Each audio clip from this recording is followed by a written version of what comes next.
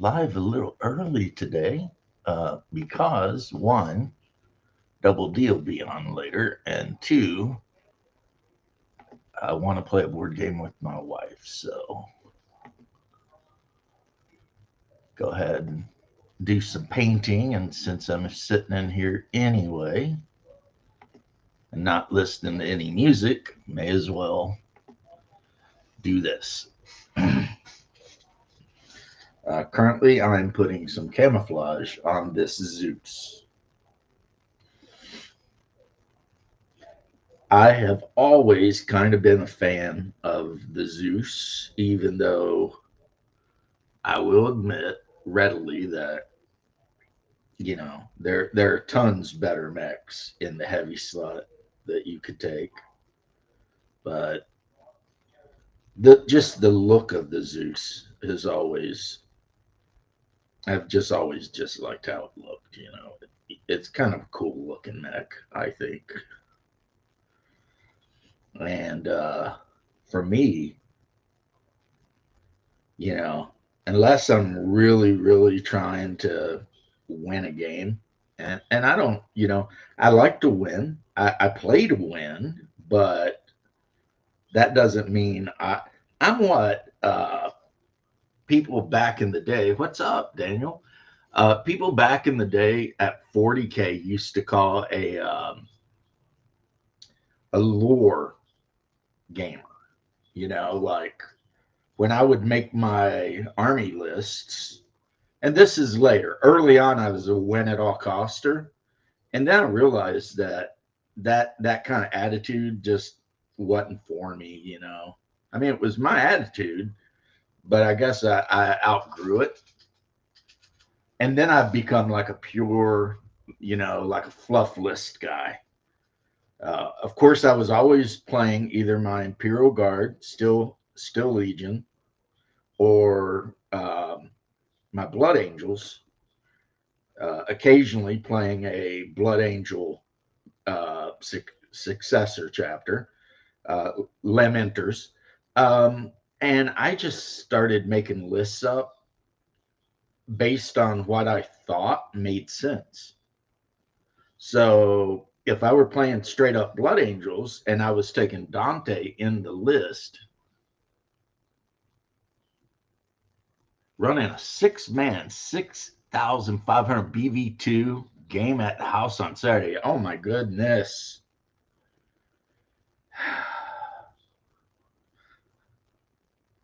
Jealous. That's what that was. That was me being a little jealous.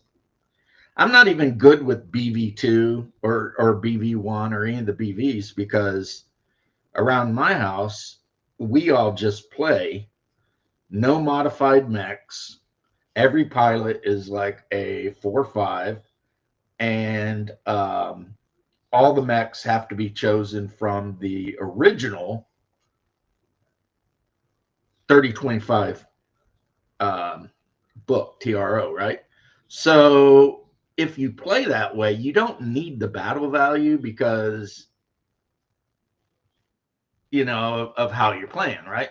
But I am definitely looking at getting a little bit more into battle. I mean, I have heavy metal, the program you use to make Hey, decks, and it explains exactly battle value one, battle value two, the whole 9 yards. Hey Tim, I just haven't done it. And when I say only, mechs from 3025, I do allow custom mechs that are in the Great House books. So a lot of times when I play a Marauder, I take the Merrick, the Free Worlds League Marauder. Now, if I were using battle values, I'm pretty sure the Free Worlds League Marauder would probably be worth a lot more than the 3R. Pretty sure. But since we're doing tonnage, I ain't got to worry about it. Oh, Timmy, I was just talking to Daniel about, Battletech, I get it.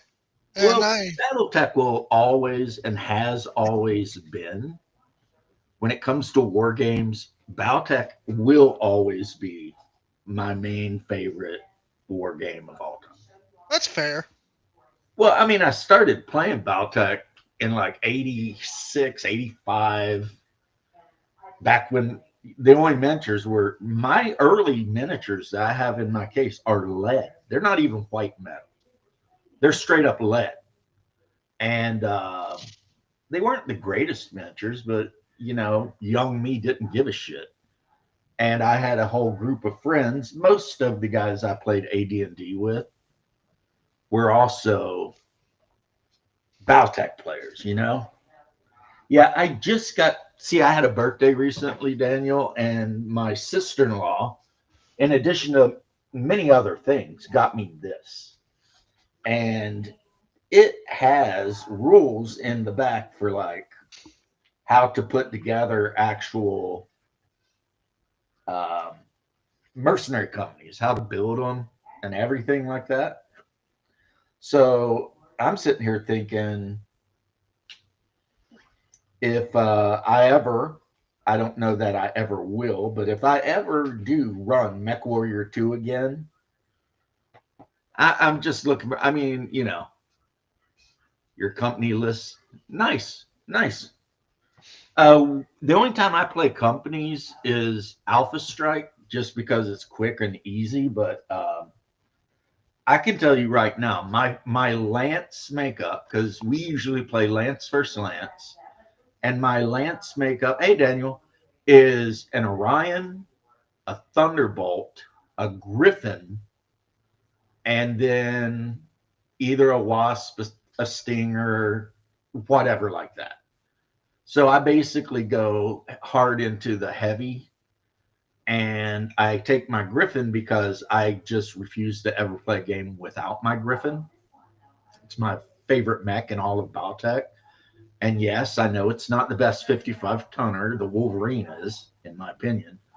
But I'm definitely taking the Griffin. And if I ever switch out my Orion, I always switch it out for the House Merrick Marauder. But man, that Marauder teamed with the Thunderbolt can be just monsters, especially if you get like you jump the Griffin into a good position, or you run the light mech so it can spot. The Orion and the Thunderbolt can just hide out of sight behind a hill and just indirect fire LRMs all day. So, if your opponent wants to be sneaky and trying to hide shit, you can hunt them down, right? Now, recently, I picked up these. They're much bigger than my old metal ones, and they look pretty cool. But in this box is a bunch of Reaper miniatures, and a lot of them are CAV vehicles because they're just about the exact same size. And so, depending on what the vehicle looks like, I will sub it for some other vehicle, Like they haven't made my Maxims yet. And when I'm playing combined arms, the Maxim is my go-to for shuttling infantry around. And so I really, I've got the metal ones though, so I'm good. I mean, I've got the metal from back in the day, so I've got like a whole damn. I've got enough Maxims to carry like a company of infantry, and so we will switch up the conversation really quick. Tim, you had your game last night, right? Oh yeah. It was interesting. Well, that's good. We fought some cultists, and one of them was a wizard, and they had some zombies with them. Our cleric turned them.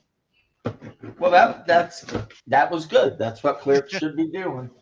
Yep, and he got like a crit on. He got the crit on the turn on those zombies. So they weren't coming back.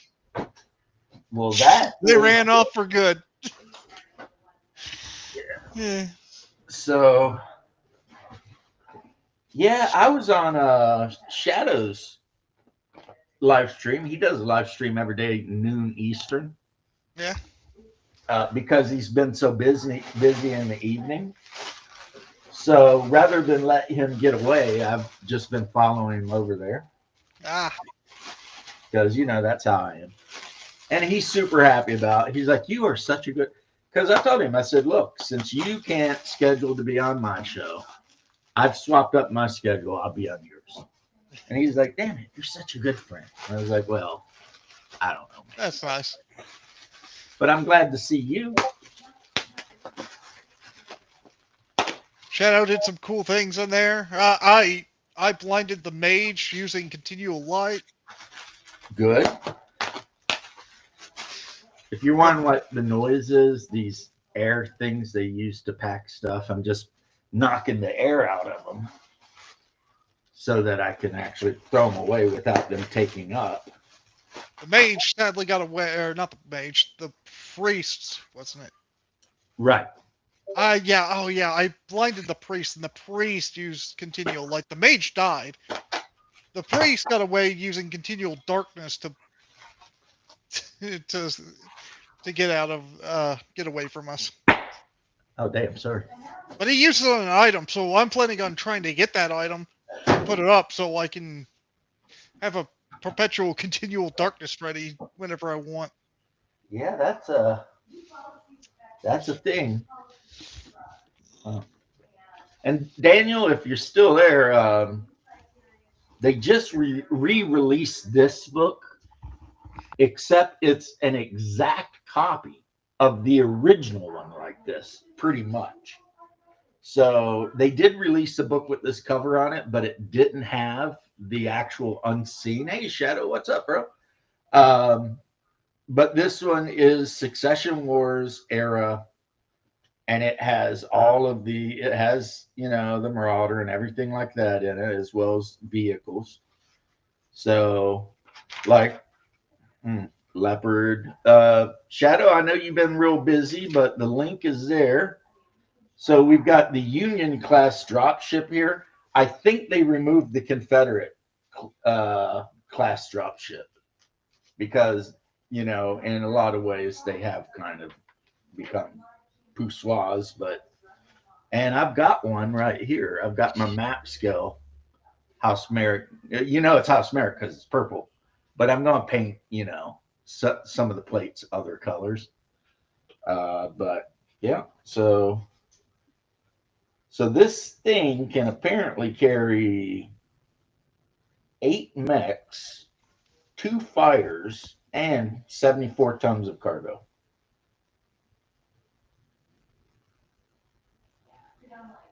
So that's kind of good. Because, if you're playing a mercenary game, you never know. You might end up buying one of these, right?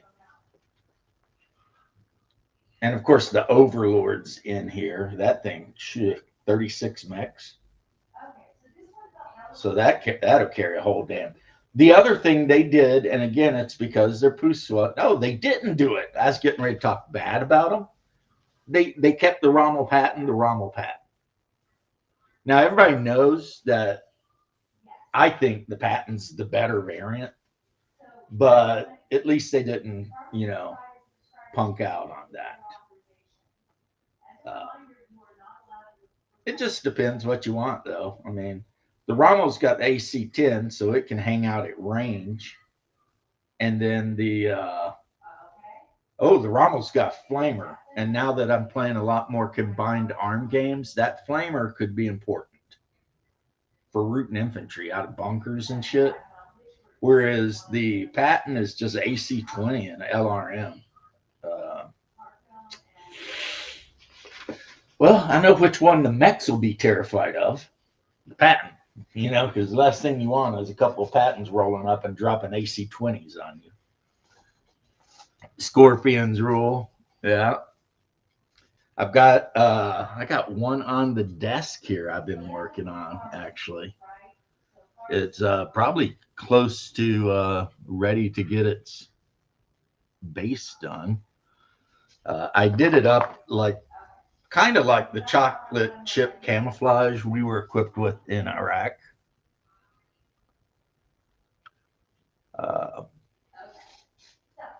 Very cool. So anyway, sorry. So you ran off some undead. The mage got away. The cleric did his job. What did you do? I I use magic to attack. Well, okay, that's what you're supposed to do. So yeah, And I got a sleep spell in the pocket just in case something bad happens. okay. It's handy to have the sleep spell ready just in case something bad happens. Also, there was another type of undead that fought. We had to fight. It was a bit more dangerous than the regular zombie. I can't remember what that thing was called. Was it Juju Zombie? No, they really hate good characters to where they'll prioritize them. Draugr? No, I can't remember their name. There was Well, then something special about them. we won't go on because for all I know, it could be like just a creature Bubba made up to throw at you. Well, I mean, one thing good is, DMs will do that. You know, they will make up some shit. one thing I tried to do was throw some holy water at it. I missed, but got splash damage, 2 on each of them. There was 3 of them. You know, that's actually really cool though, because a lot of times, like the group I play with, they never. I mean, they carry holy water, but they never actually Never use it. Thing, you know? Oh, there it is. Shadow said it. It was a Huikova? Keva? I don't know how to pronounce that. Yeah, I don't know what I'm not familiar with that, but No.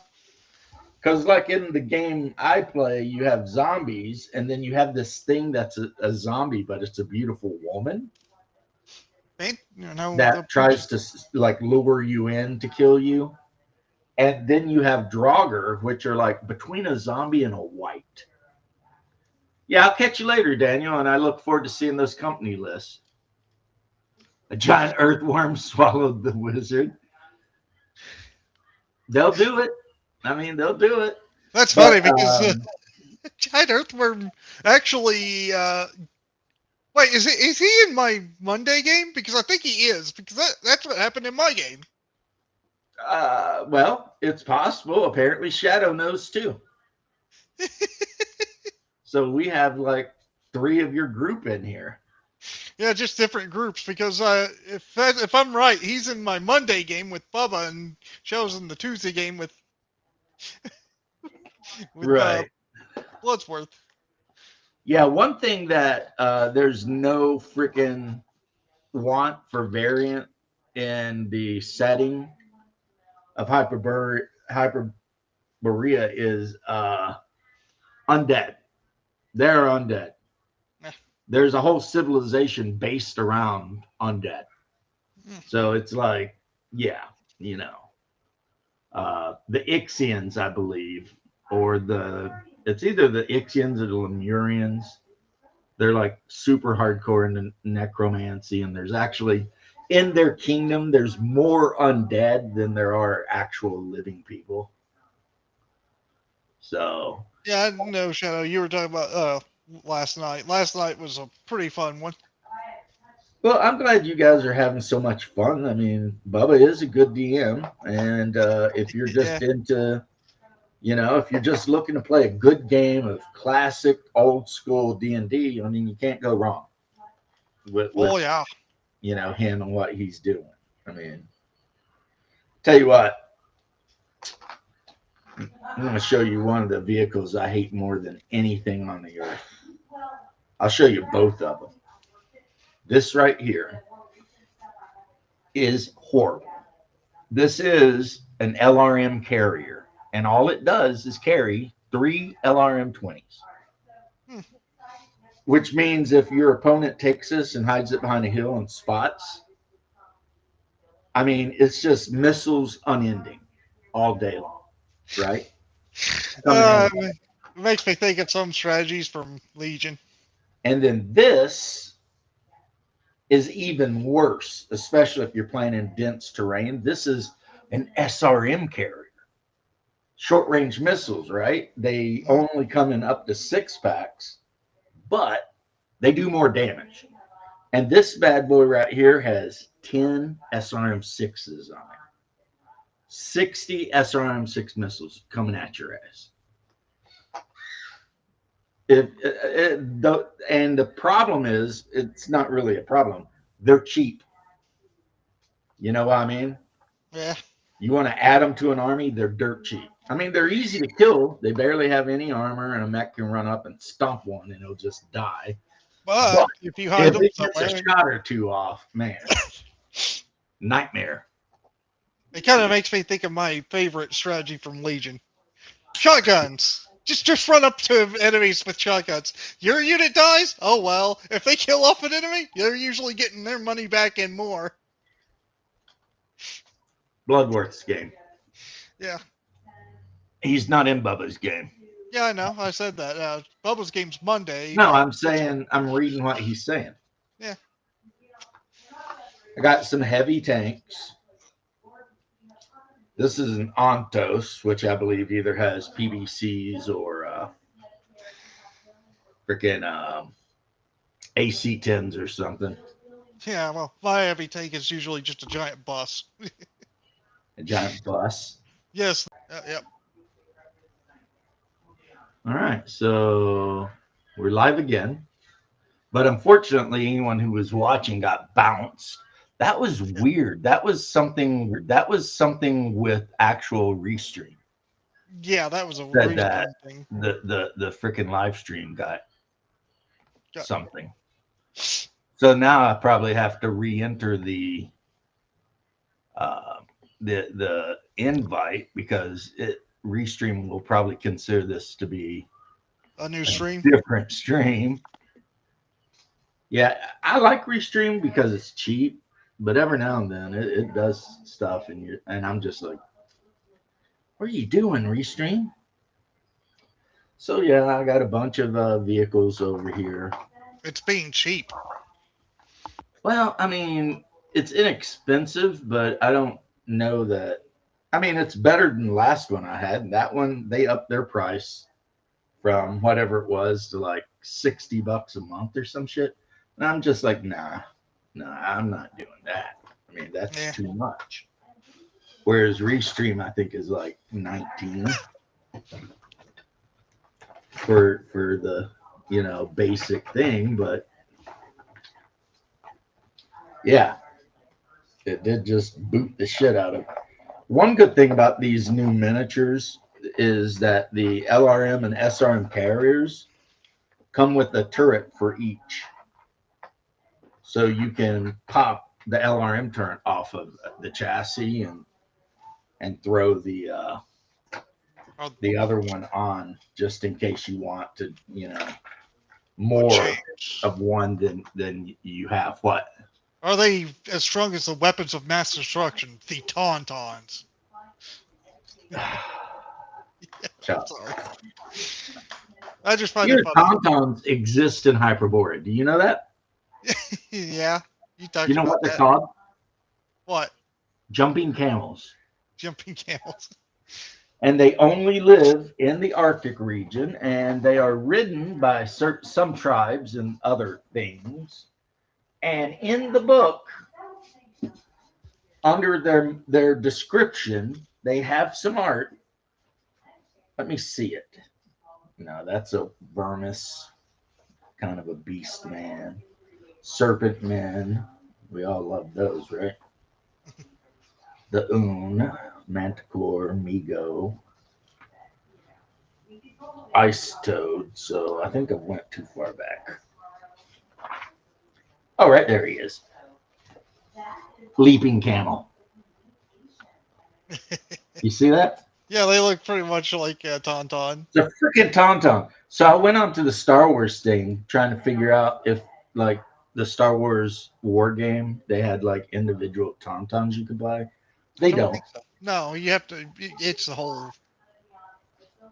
And all the Tauntauns they do have that you can buy have people mounted on them. Yep. But these guys, a kangaroo-like marsupial, hind legs, it bounds, it's got white and gray shaggy fur. It can endure the harshest of winters, and they are typically ridden by abominable snowmen and the men of Ling on the frozen tundras. They're temperamental beasts and can be controlled only by people of 13 or greater strength. They're also rarely available for purchase and require special saddles that may cost twice the standard rate. Their movement, though, is 60. That's pretty good. Yeah, And the fact that they basically don't give a shit about cold weather. cold weather, that's pretty good too. They probably would much rather be in cold weather. They're probably not very acclimated to warm weather. Right.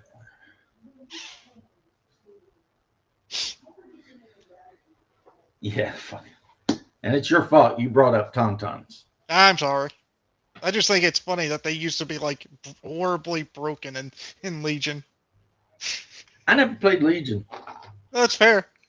It's I mean, okay. I wouldn't call it great, but if you could have fun with it, probably. I looked at it pretty darn hard, and I already had decided if I ever played Legion, I was gonna make like a stormtrooper army. You could make a But pretty good one. but the problem with Legion is like all the other like war games that come and go in my area. It like blew up, got really popular, and then it died, and no one was playing it. Yeah. I don't think anybody would play it now. They kind of been making some bad decisions.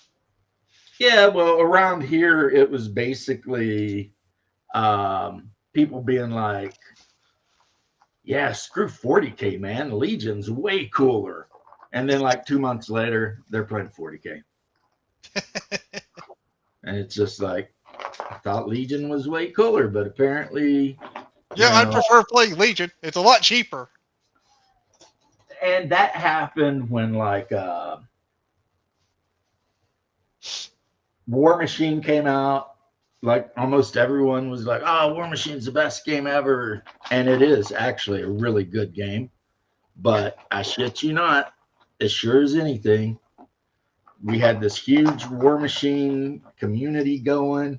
Everybody's having a good time, and then boom, overnight it just died, and all the guys who were playing the War Machine game, War Mahords we call it, went back to 40K. 40K. So I just got to where when new games would come out, I wouldn't even worry. I was just Yeah. like, this is going to end up being a fad. It's going to go, like every other game did. And I'm not going to stand around with a thumb up my butt and, hundreds of dollars worth of miniatures for a game that literally no one plays. And, Yeah. and that's what, that happened to me so many times before I realized. You learned your lesson. Finally. Right. Because right now, you know how I'm kind of a completist. I've told you. Yeah. I have pretty much 3 or 4 War Machine second edition armies and like 10 times the number of miniatures you could ever field in a battle for each of them. I've got the Kaldor, which are basically Russians. I've got a troll army. I've got my wife bought me from War Machines the Dragon army, and then my main army was the Menoth guys, the desert fanatics, basically, and they're all sitting in a box out there. I don't even know if you could sell them at this point. And then War Machine come out with a new War Machine, but supposedly you have to 3D print the miniatures to play the new War Machine, and I'm like, I'm like that's not a great idea, but here's what made Legion a good game for me. I could actually play it online. Right. And yeah, I just, to quote The Who, won't get fooled again. Won't get fooled again. I didn't spend a cent on rules or minis for Legion. I played it on a tabletop simulator, and it was fun. Well, there you go. People have told me about these tabletop simulators. I've never actually found one or looked at one or. Oh well, no. There's a game called Tabletop Simulator. All you have to do is, what you do is buy that, and there's mods in the game where you can download a lot of different things. Oh, okay. It's a thing. Like, I mean, that's how I played Red Dragon Inn or Bang or a lot of different board games, really. Huh. It's like a lot of the bros tell me about Mecton or whatever, but from what I understand about it, it's like it can be good, but it also has problems running, Oh, yeah. games too. And it's like, so when I get the desire to play BattleTech online, I just play BattleTech from my Steam account. Yeah. And I've got MechWarrior 5, but I guess in my old age, hey, what's up, Satya? In my old age, I've gotten to where I can't play first person shooters or anything like that. Yeah, So, yeah, Satya has played many games of 40K. That's cool. But yeah, I've gotten to where every time I want to play like a first person shooter, I get like seasick. You know what I mean? It's like, and I'm like, okay, I can't play those games anymore because they make me want to throw up. Very sad, since I actually, not to toot my own horn, but I actually used to be really good. During the Battlefield uh, 2, 3, 4 era, I yeah, was always I was really okay good. at those games. I was never great at the FPSs. I was ranked in the high end of the top 100 for assault players in Battlefield 3 for damn near the whole time I played that game. And when you think about the fact that, I mean, that game's being played all around the whole world, millions of Pretty people. impressive. Yeah, getting into the top 100. But I've told you about it. It's really easy because you just take the defibrillator and the hill pack, and wherever the fighting is like the hardest, you just run up and start rezzing your teammates and throwing hill packs down. And you get, points. Every time you res somebody, you get as many points as if you'd killed an enemy. And every time you throw a hill pack down, you get a point for every point of health healed. So, uh, you know, the you could say that I cheat out because yeah, I was playing a full on support character. Um, I mean, I did have an above bad KD ratio. My KD ratio was like 2 to 1, but That's not bad. I mean, to be yeah, honest, that's not too bad. especially being support, you were doing your job and probably still getting that. Well, every now and then, I mean, as the assault guy, even though I was equipped to be a medic, I carried the ACE, which is pretty much a Brazilian copy of the Galil. And that thing was like a laser gun under 150 yards. Like no drop. You know what I mean? So Yeah, if you had good reflexes and a good sight on that thing, I mean, you put the dot on and hit it, and it's like, yeah, Battlefield 2 had some amazing mods. There was like a Battlefield 2 Gulf War mod that was really cool. Uh, there was I think Battlefield 1942. Which Battlefield was it? It might have been Battlefield 2 that had,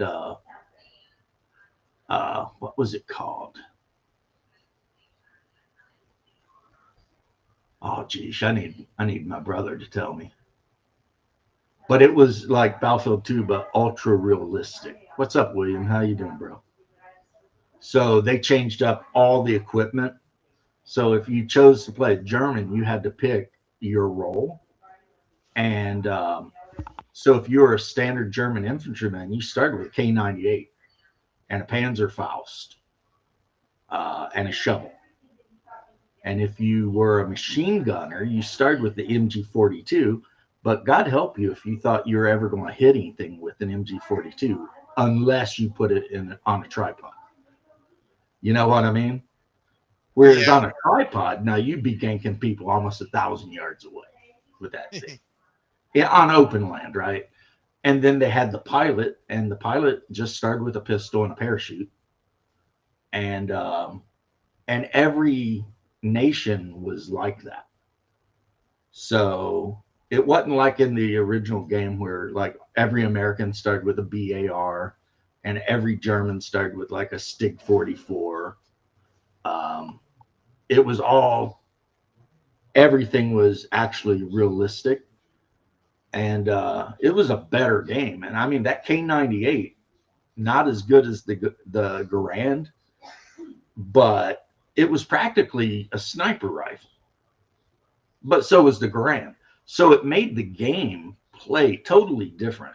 I mean, when any standard infantryman can gank your ass at 500 yards, yeah, the game gets really different. You know, I mean, it really becomes Yeah. about cover and then the tanks. If you got into a tank, you didn't have an X on your screen that showed you where the barrel was pointing.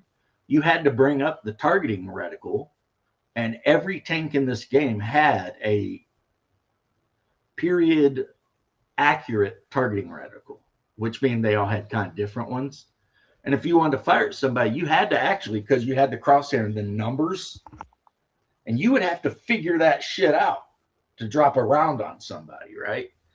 And Now that all the reminds me of War Thunder. yeah, and it was like that. And different tank guns had different drop rates and stuff, but the drop rates were accurate. And that's another Wow. thing. The drop rate on an 8 millimeter was accurate. So that means you didn't have to elevate like a foot over someone's head at 500 yards. You could put it just Right on at the the dot. head and get a center mass shot at least. And so that made it deadly. And then I used to be pretty there accurate. was a machine gunner for every team too, a close assault guy. So like you could play the German with a bunch of hand grenades and an MP40. The American had his Tommy gun and a bunch of hand grenades. There was no Japanese. This was all Western Front. The Russian had the PPSH 41 and a bunch of hand grenades. And so if you jumped in an airplane and you weren't playing a pilot and the airplane got shot, you died. What's up, Stephen Kennedy? How are you, sir? Uh, because you didn't get equipped with a parachute. You see what I mean? Yeah. So that was the whole point of taking the pilot is you were equipped with a parachute. So if your plane got shot down, at least you could, parachute down and maybe get another plane or something. But it's crazy. Forgotten Hope was the name of that mod. That mod. It was Battlefield Forgotten Hope. Such a great game. Me and my brother had so much fun on that game. It was just, I could go on and on, but I'm not going to. James, you just reminded me how accurate I used to be with like the Sherman and War Thunder. I used to not even use the rangefinder on there. I just look at somebody, go, they're about like 500 or 600 feet out. I'll just go and boom, they explode. Yeah, I played World of War tanks, and I sucked really I bad. don't like war tanks. So just put some khaki on the green to camo him up a little bit. I didn't like how they did the ammo in World Tanks or the way that like tanks had health bars. I just sucked at the game, man. I sucked. I couldn't kill anything. I got killed nonstop. So I quit playing it, but then later they introduced warships, and I started playing that game. I think the last time I think I showed you last time I looked it up, I had like close to a 90-to-1 kill ratio in that game. You had a lot more than me. I wasn't great at the game. I liked it, but for some reason, World of Warships was just. Yeah, World of Warships was a little bit better than their tanks game. I hate their tank game. For me, man. Like I got on there and I'm like doing my thing. Like I unlocked the Odin, which is a German battleship, and I owned everybody's face with that Odin, man. Because the Odin had incredibly powerful secondary weapons. Yeah. And I got my captain that I put on there was already like level, you know, Like double. all German, all German ships, they all had like really good Yeah, secondary. but the Odin has the best secondary weapon. Oh, true. So I equipped all the skills that improve secondary weapons, like rate of fire, range, everything like that. So my secondary weapons would start firing at 16 kilometers. And what that means is any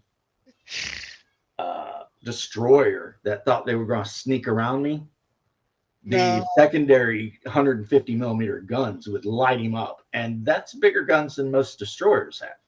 it makes that's funny because I actually torpedoed a destroyer with my battleship, Uh huh. a Tirpitz. But You yeah, didn't expect that. that ship, I could run up on anyone really. And my secondary weapons would rip them apart. You know, like if I fired the main guns, that was just like bonus. You know what I Yeah, mean? yeah. Because the secondaries were just, as soon as they got in range, you just hear like all the secondaries on whichever side, just, you know, and enemy ship would catch on fire or whatever. And just, so I guess kind of cheating. And all I really had to do is keep my nose pointed at them. It wasn't cheating. That's a perfectly legitimate way to play. Yeah. Because the Odin has a shit ton of armor on the prow and it's got the icebreaker Yep. benefit, which means unless you're fighting the Yamamoto, pretty much any gun that hits you point on the prow will bounce. You know, which means they have to aim up at the island because if they try for a hull shot on my front, it's like bing, and then I come get them. I pretty much soloed every ship in like tier 8. Until the Yamato just comes in and snipes you. Well, From when I played across the open map. games that are between 8 and 10, yeah, a Yamato fires at you. It don't matter which direction you're pointed; those guns go through you and you die. Those 18-inch Boy, guns. Stephen must be from the mystical realm of Australia, Don't be crazy. Though that doesn't exist. right? He's actually sitting in Chile right now, pretending Australia exists Yes. because they've got the whole world fooled. That's what I always say to James L. You know, like Australia is a fairy tale. I think that's where Peter Pan lives. The only way to get to Australia is to follow the second star to the left and on until dawn or whatever, you know. When I was young, I always kind of dreamed of moving to Australia because I think I was overly influenced by Crocodile Dundee. Ah, And Australia just seemed like this magical, cool place where you could go, you know. But at least you weren't lied to by the Iron Giant and how cool Maine would be. right. I mean, Maine is cool. I mean, if you're talking about the weather, I mean, it does get cold in Maine. Yeah, yeah, not the cool I was talking about. We got a wandering Hey, wild. Sexius. Hello, Timmy. How's it going? Good. My games have been going great in D&D Yeah, we're talking about his last big battle. games. Yeah. Like my Monday game, our wizard got eaten by a giant worm. Nice. We had to kill the worm and drag him out. And then after that, once we got up into Highfell, in the tower, our dwarf lost both a +3 dwarven thrower and a +2 battle axe to some statues. Right.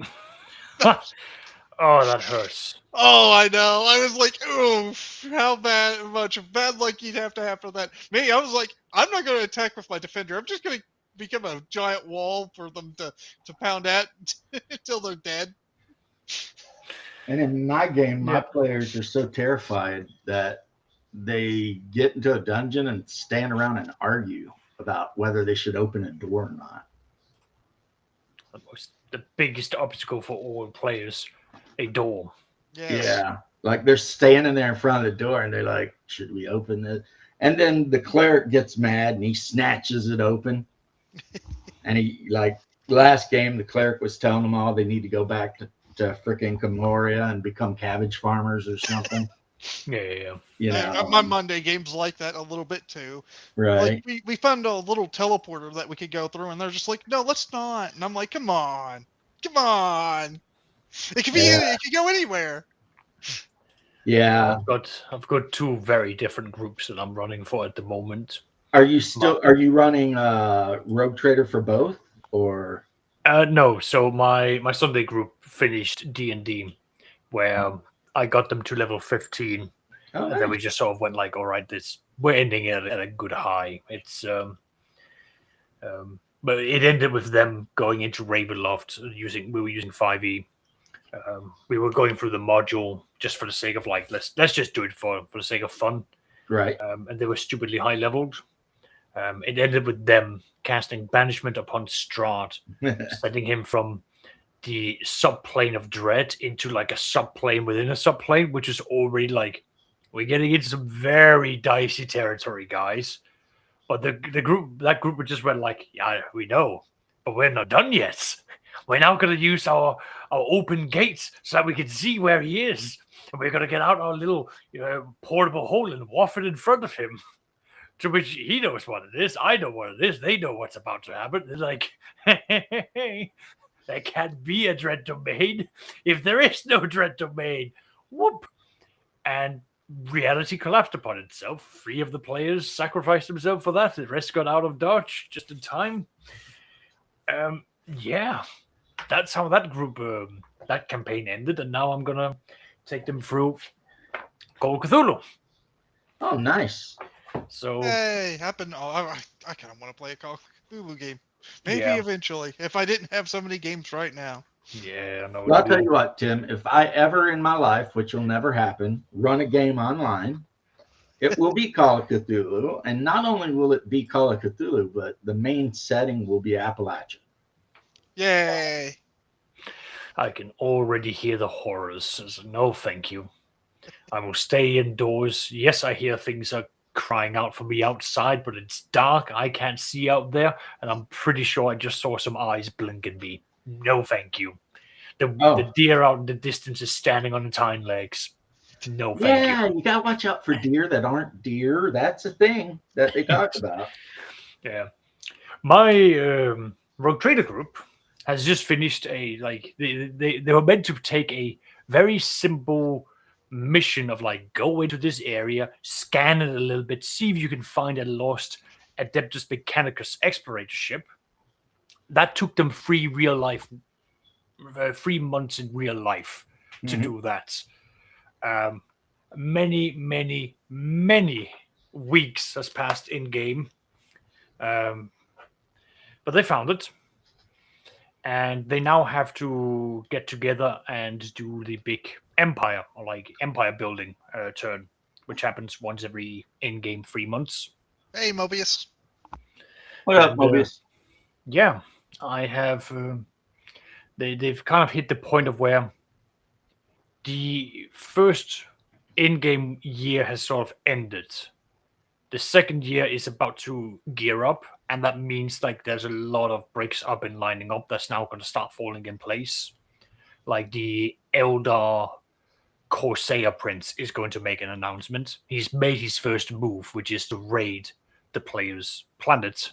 Nah, not the Eldar. Yeah, the Eldar has done that. They've already encountered the Dark Eldar, which means that there's going to be some tomfoolery with that. Yeah, I'm being sarcastic. I mean, the Eldar are scumbags. Oh, they are. But it's not just like pretty and look like elves don't mean they're nice. Exactly. And it's not Craftworld Eldars. These are Corsair Eldars. These are the Eldars that the weirdos don't want. Yeah. So they're going to have to deal with that. There are 2 Orc Wargs happening in this sector. One to the east, one to the west. And tell your players that their best move is just to wait and see what happens if the 2 Wogs meet. Oh yeah, so the 2 walks are actually like it's 2 disagreeing war bosses. And one of them just went, fuck it. I'm going to take the biggest boys. I'm going to drag them across this pile of space. And we're going to find the bestest parts for the bestest fights. And he's now picking a fight with the Trade Federation, who lives on the outskirts. And that Very Trade orky. Federation... Very orky, yeah. And the Trade Federation is pseudo-rebellion. Like, they've openly declared that they will not pay taxes to the sector governor, but they will pay taxes to the Imperium if the Imperium ever comes to collect. Which is an oxymoron, because it's the sector governor's responsibility to collect the taxes to hand it over to the Imperium. So they've basically, they have a problem with the governor. Yes, but not they do. the empire. Exactly. And they've presented as like, we will do it if X happens, but Y keeps on happening. And the Imperium's like, well, Y is the way that we like it to be done. So the sector governor just needs to figure it out. That's not our problem. And the players have unfortunately sort of landed in the kettle of fish that is with the Trade Federation. And they're like, we really like them. They're open-minded. They're willing to be logical. They are reasonable people. But fucking hell, why won't they pay taxes? Well, maybe your players can talk some sense into them and say, look, if you keep pushing your luck, there's no way this ends good. Well, it's going to be an uphill battle. Like, there's a number of things. I mean, the consequences. And if the two wogs meet, one of the war bosses is going to whack the other war boss, and now you'll just have a double-sized wog running around. That won't be good. Yeah, the walks are happening literally on the opposite side of the sector, like but they're moving like in a U shape to like meet each other in the middle. There's a rival rogue trader who's arrived, who's making names for himself, and the way that it's set up, he's going to try and screw him over. Yeah, so the way it's set up is that the players, this is set in modern day 40k, so Robert Gilliman is in charge, and he's the one who's recently given out the new warrants, and the players are the ones who received the warrant from him. The other rogue trader can trace his dynasty back to the Great Crusade. So it's like old money versus Bitcoin billionaires. You know, I mean, hearing you talk about what you got going on is just like really cool. Very interesting. Yeah, it's very interesting. Like I have written up 28. I've written up 28 pages of reporting that the players now have to sift through. Yeah, that's like, welcome to my game. Here's your homework. It's like, I'm sorry, I have to do homework? What? It's like, what do you mean work? I'm like, there is Excel sheets, dissertations, and reports that you need to read and write. Well, they should have known that the second they decided to hop their happy asses onto a rogue trader.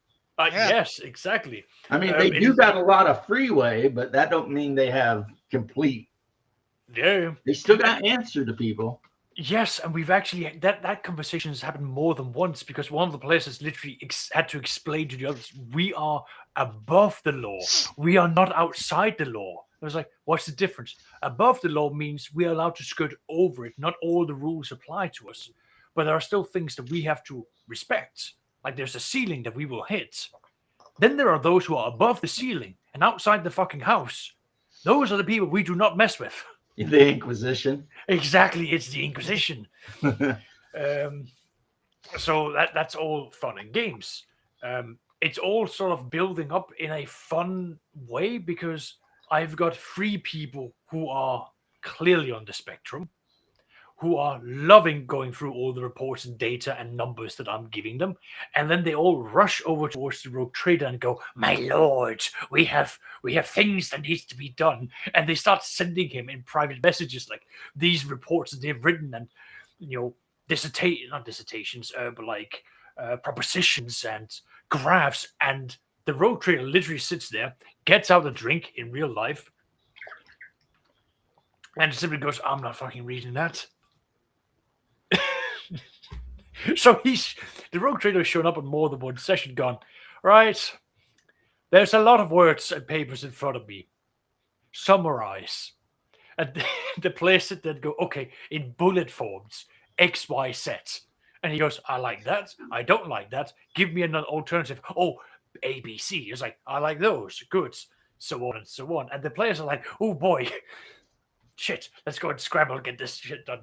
In the 42nd century, there is only paperwork. Exactly. But it's like, I've had one of the players literally go, this is like I'm actually dealing with some of my bosses. They don't give a shit as long as it works. If it doesn't work, as long as I have a solution for it, they will help me get to the solution so that things can work. I'm not, no one's overlooking me, or no one's overburdening me, no one's, breathing down my neck. That's it. It's oddly, I mean, all works out. that is 100% true with your rogue trader. As long as they are opening up trade lanes and finding new worlds and shit and not actively worshiping chaos, they can pretty much get away with about it. Pretty much. And yeah, but second they cross that line, though. Yeah. Then they're but done. the thing is, there are still certain warrants that do permit for some of these things. Not chaos worship, obviously, but like interacting with the aliens and trading with the aliens. Like you are allowed a lot of rogue traders, like one of the most beloved thing a rogue trader can aspire to get is one of those orangutans. Yes. Yeah, those. It starts with a J, I think. Yeah, I can't remember what they're called. But they look like orangutans and they don't speak, but they're super good with like all the technology. Yeah, but they're really difficult to keep as well. Jacaro, that's the one. Jacaro, that's it. That's the one. That's the one. Yeah, and I mean, there's some rogue traders who have actually, in the lore, had like Eldar consorts and orcs that worked for them, and I mean, because rogue traders can get away with a lot of shit. The rogue traders are allowed to do what's called for the Mark of the Imperium, or the Imperial Mark, which is that you sanction a Xeno to work for you. So you're allowed to do all of this. So that's perfectly fine. Now this group just has decided that they don't want to deal with aliens. It's going to be human. Which makes sense. Yeah, it perfectly makes sense. So yeah, but they could if they wanted. But the other reason they get away with so much is they're always so far away from like actual imperial society that it's like they're not going to affect imperial society because they're exactly so far out there, right? The part of space that I'm basing this on is not the rogue trader setting. I've made my own setting. Nice. It's near the Badab sector, so we are inside of like Segmentum, the Ultima Segmentum. And the whole point of this place is that it is it's brimming with resources, but it has collapsed. Like the government has collapsed down. The battle fleet, the naval battle fleet has been horribly weakened. There's orcs and aliens all over the place. And it's like, well, we need to recolonize this effectively. So that's where the players are coming in. Like that's what the War of Trade is granting them access to this area of space. They can go and do that. And they might need to keep their eyes peeled for the Red Corsairs who could maybe be hanging out around there somewhere. They will make an appearance. I do want the Red Corsairs to be showing up, not Huron Blackheart himself. That would be overkill. Yeah, throw an actual Chaos Lord against your crew. That's been alive for God knows how long. Yeah. At least it's not Abaddon, though. Oh, fuck no. Jesus. I have, like, as I've gotten older, I've gotten a different form of respect for Abaddon waging the long war. The show must go on, Saxius. It does indeed. It must go on. Well, but I know if I do want, because I have told the players that I'm using all of like the Fantasy Flight books. So if they encounter certain aliens from Deathwatch, I am using the Deathwatch stats, which means you want to run because those are creatures made to take on Space Marines. And if I'm going to be making a Chaos Space Marine, they will be Space Marines using the Deathwatch mechanics, which is going to make them very scary. I have an actual Fantasy Flight that, all the black books. Yeah. I have one of them that's specifically about the players playing Chaos Marines. Yeah, Black Crusade. Yeah. Yeah. Is there? But that book is great for inspiration. Mechanically, they had to scale back the Chaos Space Marines to give the narrative explanation why Chaos Space Marines and humans will be in the same warband. Right, because you can play like Felbaden, yeah. Well, not the last time he did blow up Cadia.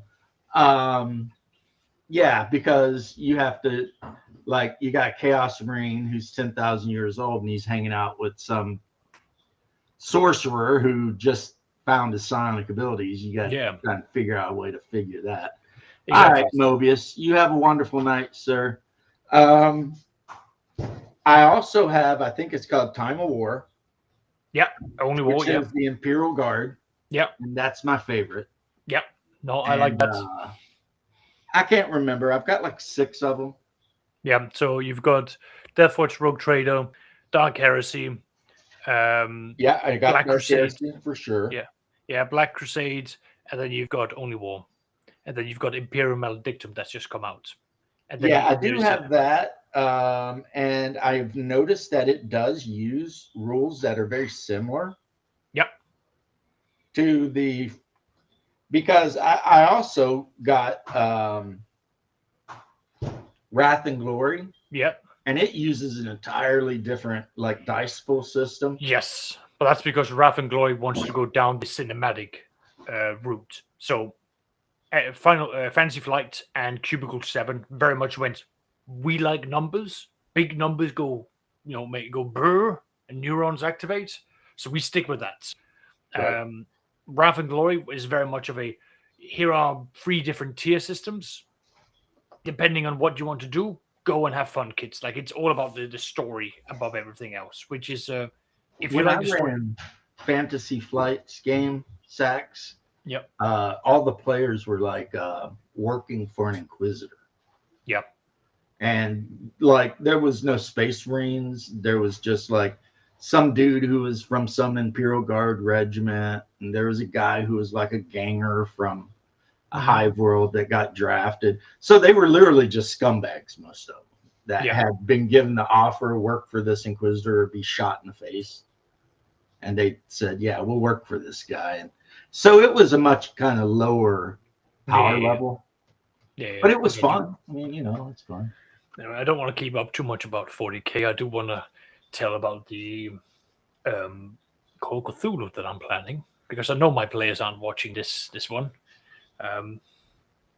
Because they're going to go from playing 5th edition D&D, which is superhero power fantasies, to Call of Cthulhu, which is you are a squishy human, you will die.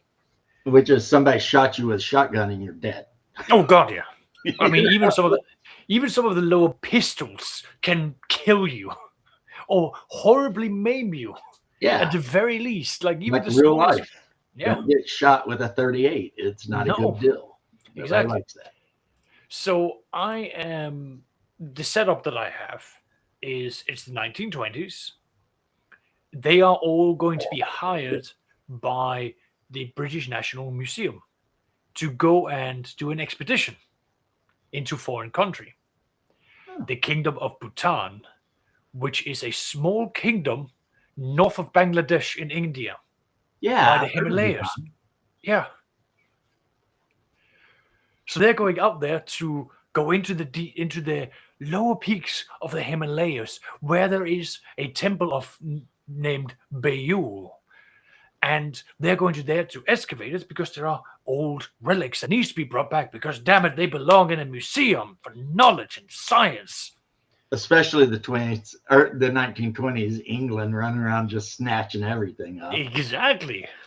And I agree, Satya. You would probably be a lot happier with either the original Rogue Trailer line, the Dark Heresy line, or you would probably be happier with Imperium Maledictum. They're both. I mean, both of those games are a lot deeper. They go way more into like what's actually going on, and they run on a percentile system. So you start with skills, and as you go up, you raise skills and stuff. They're also very deadly too. They can be absolutely deadly. Very deadly, but it heavily encourages the group to work together, because if one person's like, I'm gonna go and do some hacking, it's like you want someone else to step over and go, well, I'm gonna help him. And a third person to go, well, I'm going to do something that's going to be not hacking directly, but I'm going to do something else that will give them a bonus. So you want people to stack together to overlap and help. Teamwork makes the dream work, man. That literally, it is so true. So you're sending them to the Himalayas. Yep. To dig up a tomb. Yep. Isn't that one of the places they say there's an entrance to like the inner earth and all that shit too? I'm not going to go that deep, but there is definitely stuff there. Right. There is definitely some things. So we've already, like, what I've told the players out the gate is, do not talk to each other about your characters. You do not know each other. You should not know what each other are playing. I have made an official document that I've then handed out, which is the recruitment, where I've listed out, like, here's 15 different occupations that would be good. But as the players, as long as they can justify why they're on the expedition, everything's fine. So they're going to start off in London. And I've told everyone, you get, like, whatever your credit score is, you get that monthly allowance of money to buy for your starting equipment, like just for what you have. Then you have to sit down as a person and go, what specialist equipment do I want for this trek? And then as a group, you have to sit down and buy that, because you're going to be given a limited fund to buy all of that. And you have to decide, do you have it at the beginning, or is it bought and arranged to be handed over in India? So there's a bit of logistics work. And of course, they then have to go and get their papers sorted. Now, James, I would like to ask you a question. Yes, sir. When I say passport, what is the immediate thing that, like, pops into, like, how would you describe a passport if someone needs to have identification going around the world? Well, I mean, for an American, it's like this little book with a picture and says who you are, and it's a pain in the ass to get into a lot of places. And I have to be honest with you, Saxy, is I never went anywhere overseas that required a passport. That's fine. My point that I want to go towards is, I have learned that in the 1920s, the UK, for their passports, did not have pictures. Really? Yeah.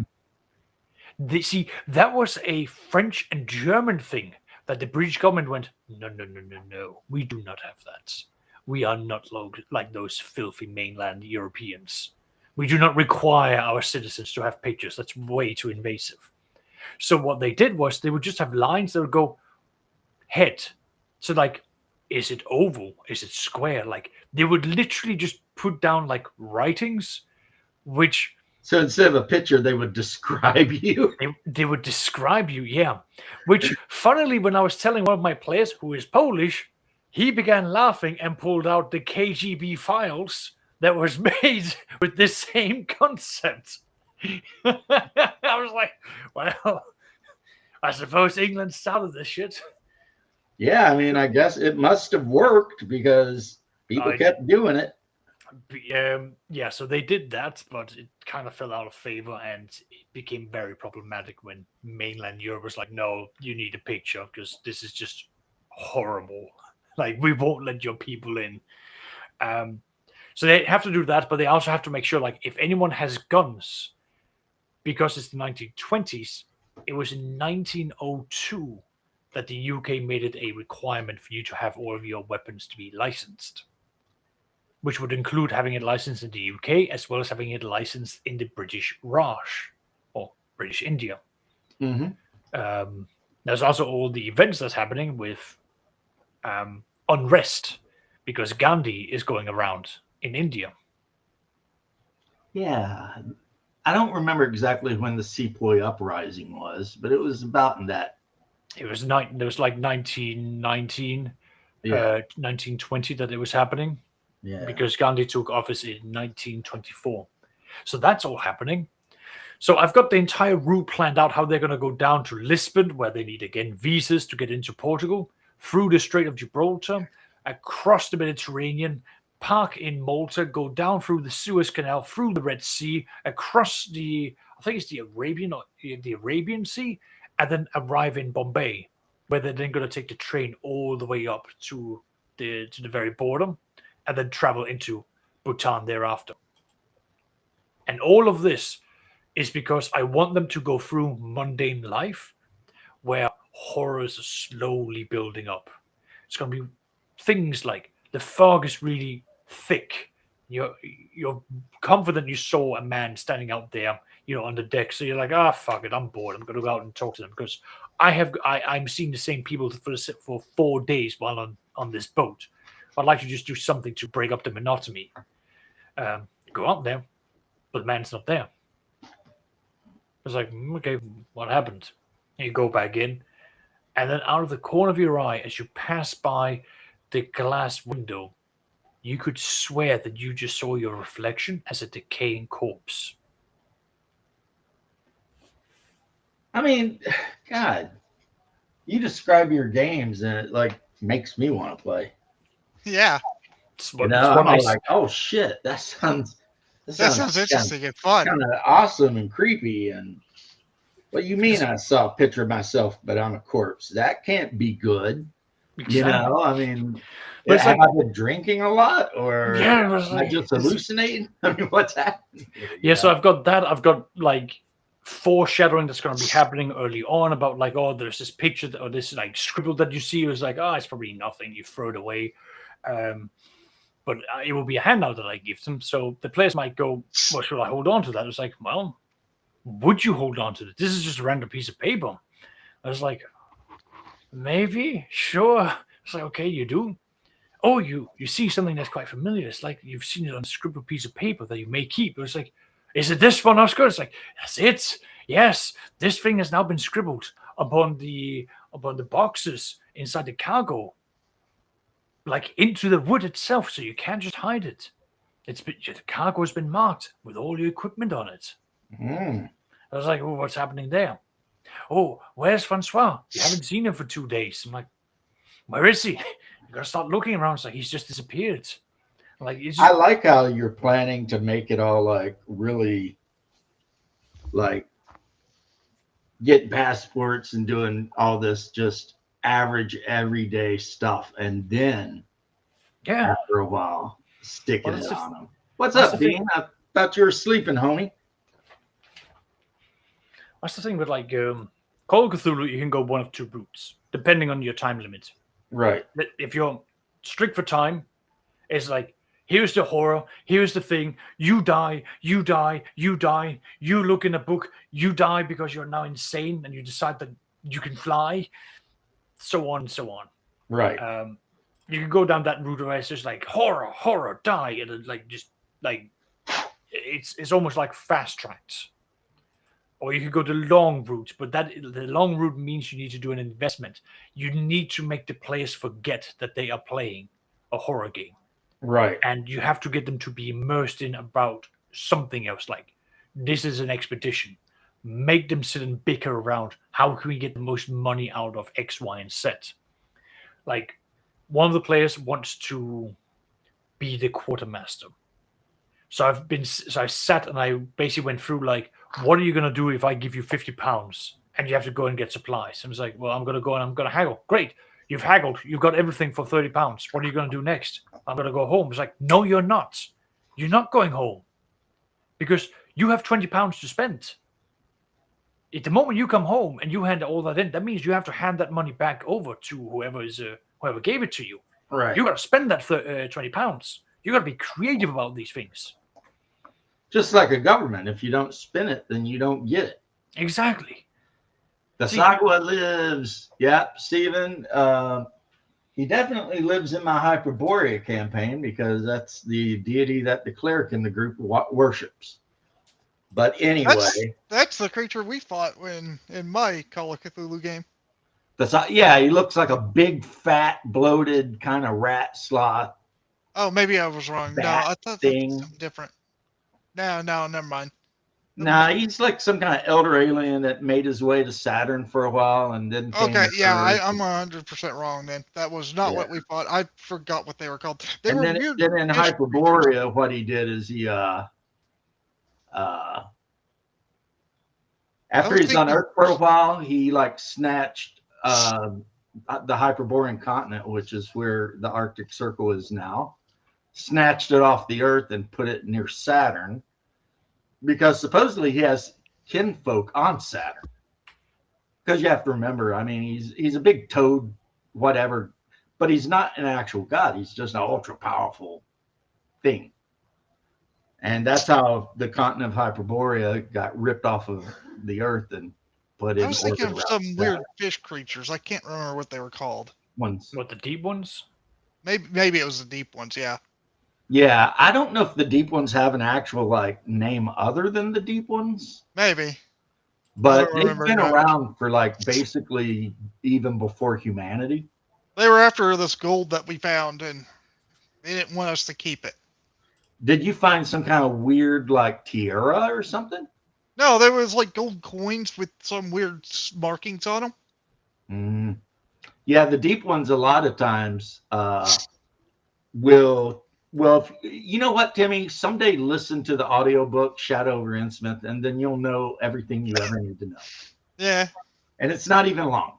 But anyway, so they're going to have to That gold figure out was- a way to get all of their cold weather gear, possibly hire a Sherpa, Yeah. Yep.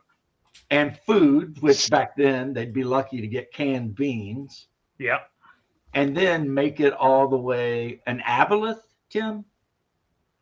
I don't The think big they were. fat tentacled fish that turn No, people they into were zombies. like small, like fish creatures. I think. Yeah, those are deep ones. Yeah. Good. This is still Call of Cthulhu you're talking about, Timmy? Yeah. Okay. I my character almost died because I wanted that gold. Timmy's like, I'm gonna get that gold. No matter what, Yeah. I got knocked out and then got robbed by Yeah. another player. It's Of yellow. all the It's creatures- shiny. It's mine. It's mine. Of all the creatures to ever exist on Earth, since creatures existed on Earth according to their lore, the deep ones are basically closest to us as Yeah. far as whatever. Like you can shoot a deep one with a shotgun, it'll die. As a matter of fact, they interbreed with humans. And that's why you hear about the Innsmouth look and all that shit. Because, you know, people who got kind of like staring eyes and blubbery lips and shit. And yeah. So, yeah, probably deep ones. They're huge everywhere in the mythos. Anywhere near the ocean. For some reason, they hate Yep. fresh water. But yeah, so that's what that was. But they're going to get to Bhutan. They're going to find a thing. I assume Yeah. you're probably going to make them have to deal with corrupt government officials and all that. They definitely are. Yeah. So they're going to go past Malta. The moment they hit the Egypt and the Suez Canal, historically, that was a very corrupt place. Because there was a lot of like, you now got to go and get a shit ton of cigarettes, which is the thing that like I'm going to hint to the, I'm going to message to the quartermaster that he needs to get someone that is not him to pick up as many cigarettes as he fucking can, because that is how you get through the Suez Canal without being too scrutinized by the Egyptian. Yeah. Although it's British, but yeah. So they're gonna have to deal with that. Then British, Indian British government, which wasn't nice. One of the players wants to be the Sherpa, so we now have like an ongoing joke that he was selected and shipped from Bhutan or India all the way up to London, just to be shipped all the way back out, because it's a funny way of like being like, they're inefficient. Deal with it. It's the government. Yeah, I mean, what you Yeah. described sounds really, really cool. I mean, I did it.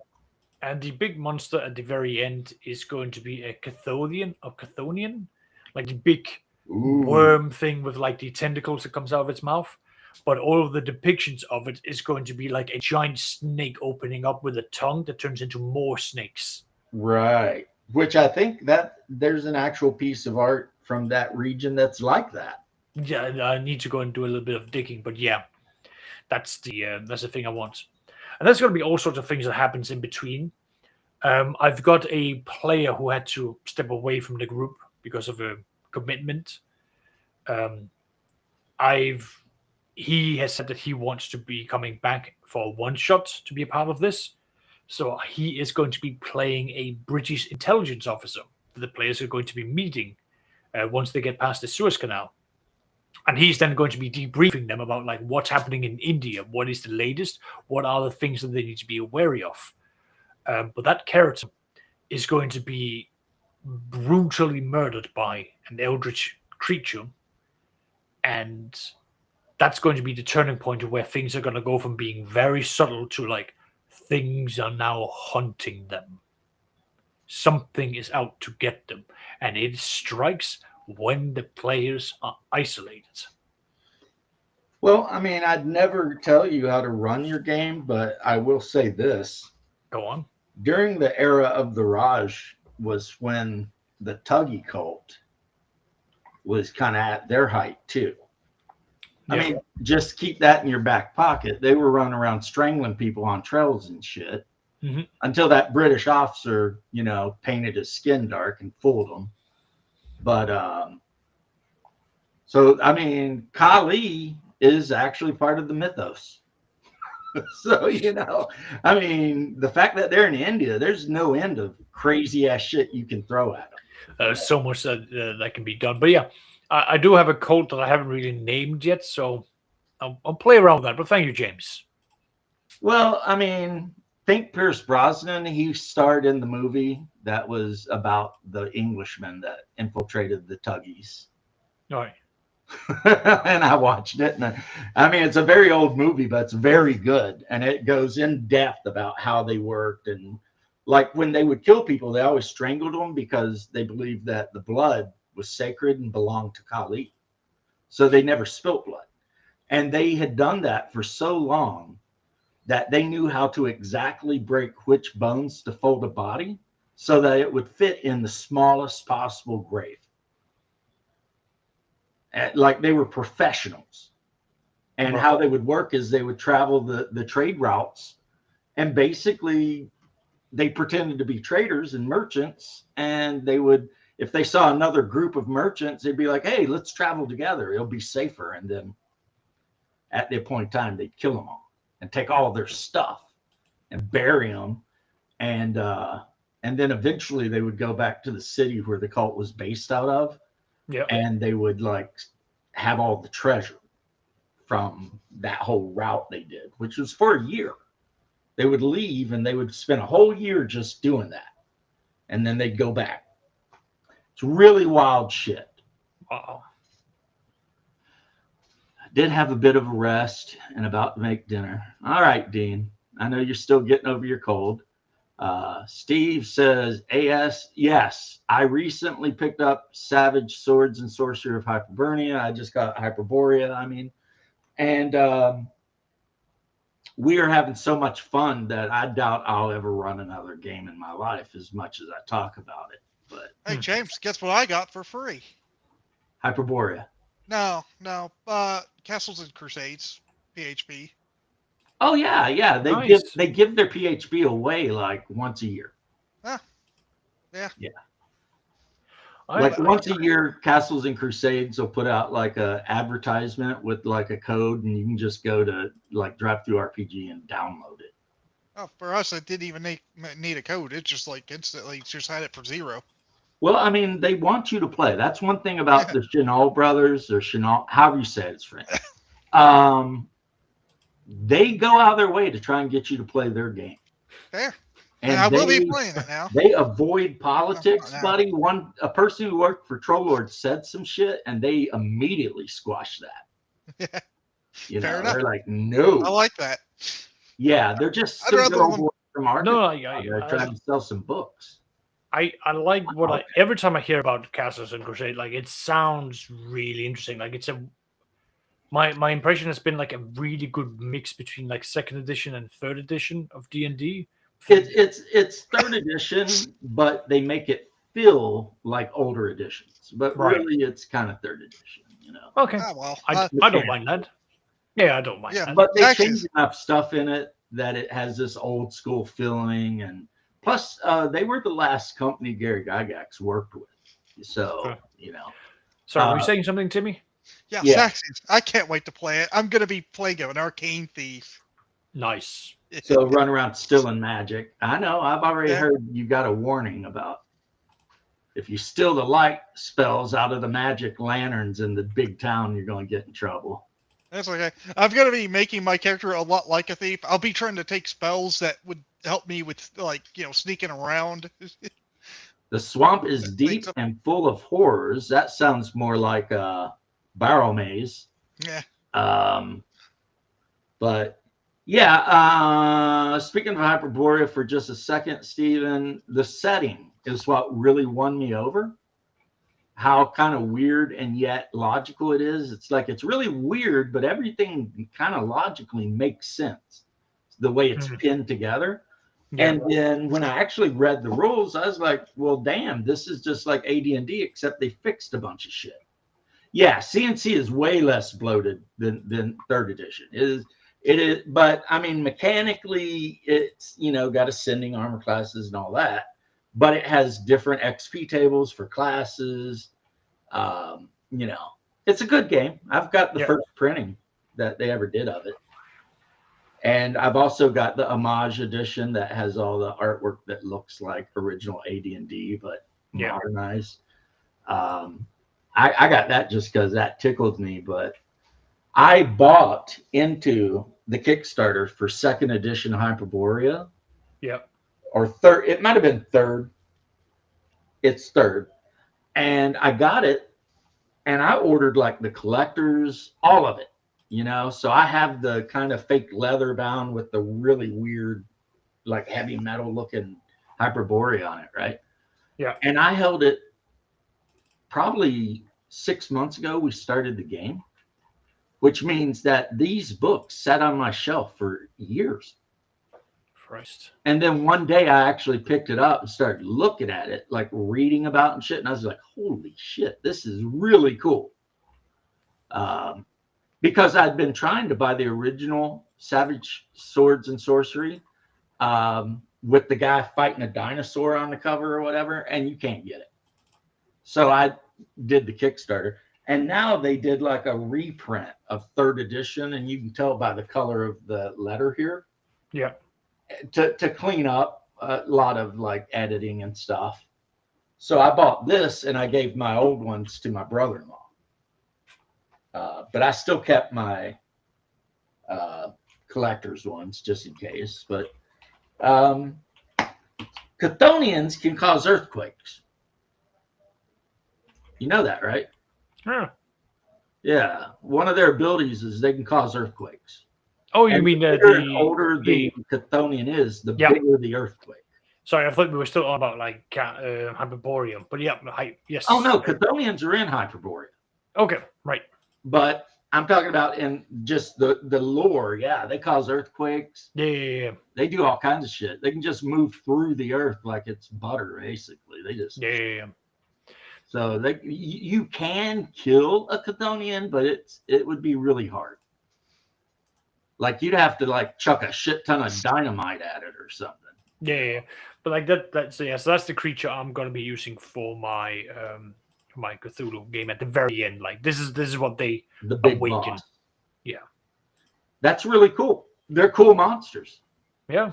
They're weird. I mean, it's a big segmented worm with a mouthful of tentacles. Mm-hmm. I mean, that's pretty weird. But like I've already told you, Hyperborea is basically D&D and Cthulhu blended together.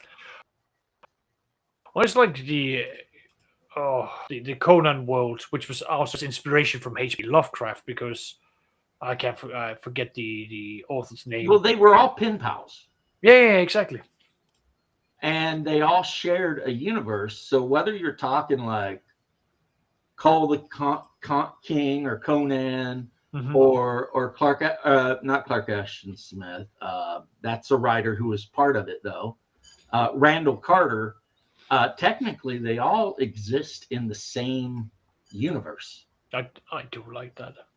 So one thing about Hyperborea, you can only play a human, but you can play any type of human.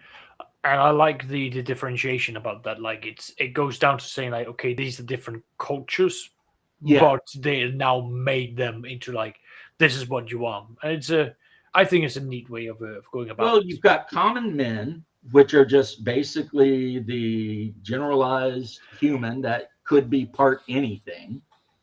And then you've got Hyperboreans, and those guys are like what the Greeks described.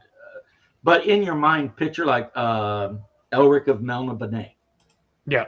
They're like 7 foot tall albinos with purple eyes, and they hate everybody or look down on them at least. And like in my group, I've got a Greek warrior who runs around with the spear and hoplon doing that whole, hoplite thing. And I've got a Celt scout. I've got a Norse, Danish specifically, berserker who worships Thor. I've got an Amazon lesbian, an Atlantean, and someone else, another Hyperborean. She's a witch, and so they go. It's like the game set in Hyperborea. There's a lot of underlying like kind of hatred between certain tribes and groups and what. Like Celts don't really like the Norse because the Norse recently burned down the Celtic capital city. So there's still some friction there, and you've got Scythians and all this and that. So yeah, it's like that. The other kind, Dean, and she's playing an assassin. So she's a Amazon. She's like 6 foot something, muscular build, and more attracted. She kind of like, because in this game, Amazon men are weedy, weak. They typically might become a mage or something, and the women are big. And so a lot of times the women view the men only as breeding stock and nothing else. And there's a lot of that. There's a lot of weirdness, like the Eskimos from Greenland that Lovecraft talked about worshiping Cthulhu. They're in Hyperborea. The Eskimos live on part of Hyperborea. They worship Cthulhu. And they hate the Yakut, which are Siberians. And almost wiped them out. So I'm going to have to get off here and fix dinner. I'll see you. You go fix dinner. But, so, I mean, if it turns out your group really liked your Call of Cthulhu game, but they want to play a fantasy game, well, buddy, I got something to tell you about, because you can have both. You can play D&D and just have Cthulhu in it, and rules wise, the rules are great, but what really has me loving the game is setting. And yes, Steve, you're right. It's Clark Ashton Smith's Hyperborean epics. He did like a bunch of short stories set in Hyperborea. Then it's Lovecraft who mentions Hyperborea and all of his stuff. And then it's R.E. Howard with, Conan and, the Hyborian Age and all that. And then you put it 1 million years in the future or something like that, floating around Saturn in a time where scholars are pretty sure old Earth has been destroyed when our sun become a red giant. So it's so far in the future, the sun has become a red giant. But because of the way the great old ones are and whatever, time isn't really an issue. So a person from Greek can be transported from Greece, back in the Hellenistic era, and end up 1 million years in the future in Hyperborea. That's insane. But I mean, I like it. Yog-Sothoth does not give a shit about time. Yeah, no, definitely. So, But and yeah, so when they're walking around, everything is cast in like a reddish tinge from the light of the red giant, but most of their light is reflected off of Saturn. And it is flat and the shape of a hex. And if you journey to the point of the hex, you will find a massive obelisk covered in writing you will never understand because it's deep. Mhm. It's great old one writing. Yeah. And that's what keeps Hyperborea having an atmosphere and everything, right? But if you jump over the edge of Hyperborea, you will just fall eventually into, they call it the black abyss, space, Yep. and die. And the oceans are constantly flowing over the edge. So if you're in a ship and you get close to the edge and you aren't a good sailor, you could go right over the edge, everyone's dead. Now, Yeah. how the water keeps replenishing, no one knows. I don't see how anyone would know either. It just does. Yep, the red blotted sun, and half the year it doesn't even come more than 6 inches or a foot above the horizon. And then there's some parts of a year cycle, a 13-year cycle, where the sun never sets. It's just high in the sky all day. I mean, Yeah. the guy went into all these details about how things work depending on where Hyperborea is and its rotations around this and that. And if you go deep, deep, deep enough under Hyperborea, like the first, I don't know, mile or so is like just the underground. But if you go deep enough, it kind of turns into the dreamlands. Like actual deities live deep under there. Right. Yeah, so that I think he took from H.P. Lovecraft wrote a story, co-wrote. I think it was called The Mound. Right. And it was set in the Southwest, and there was this mound, and people would explore it, but they'd always get jacked up. And it turned out the Spanish conquistador made it down there, and they're like, pretty much when you go deep enough into the earth, you end up in like an Weird. inner earth. Yeah. There are things down there. Yeah. And it's not good stuff. But No, I wouldn't imagine so. yeah. Christ. So it's a whole thing. It's got a vibe.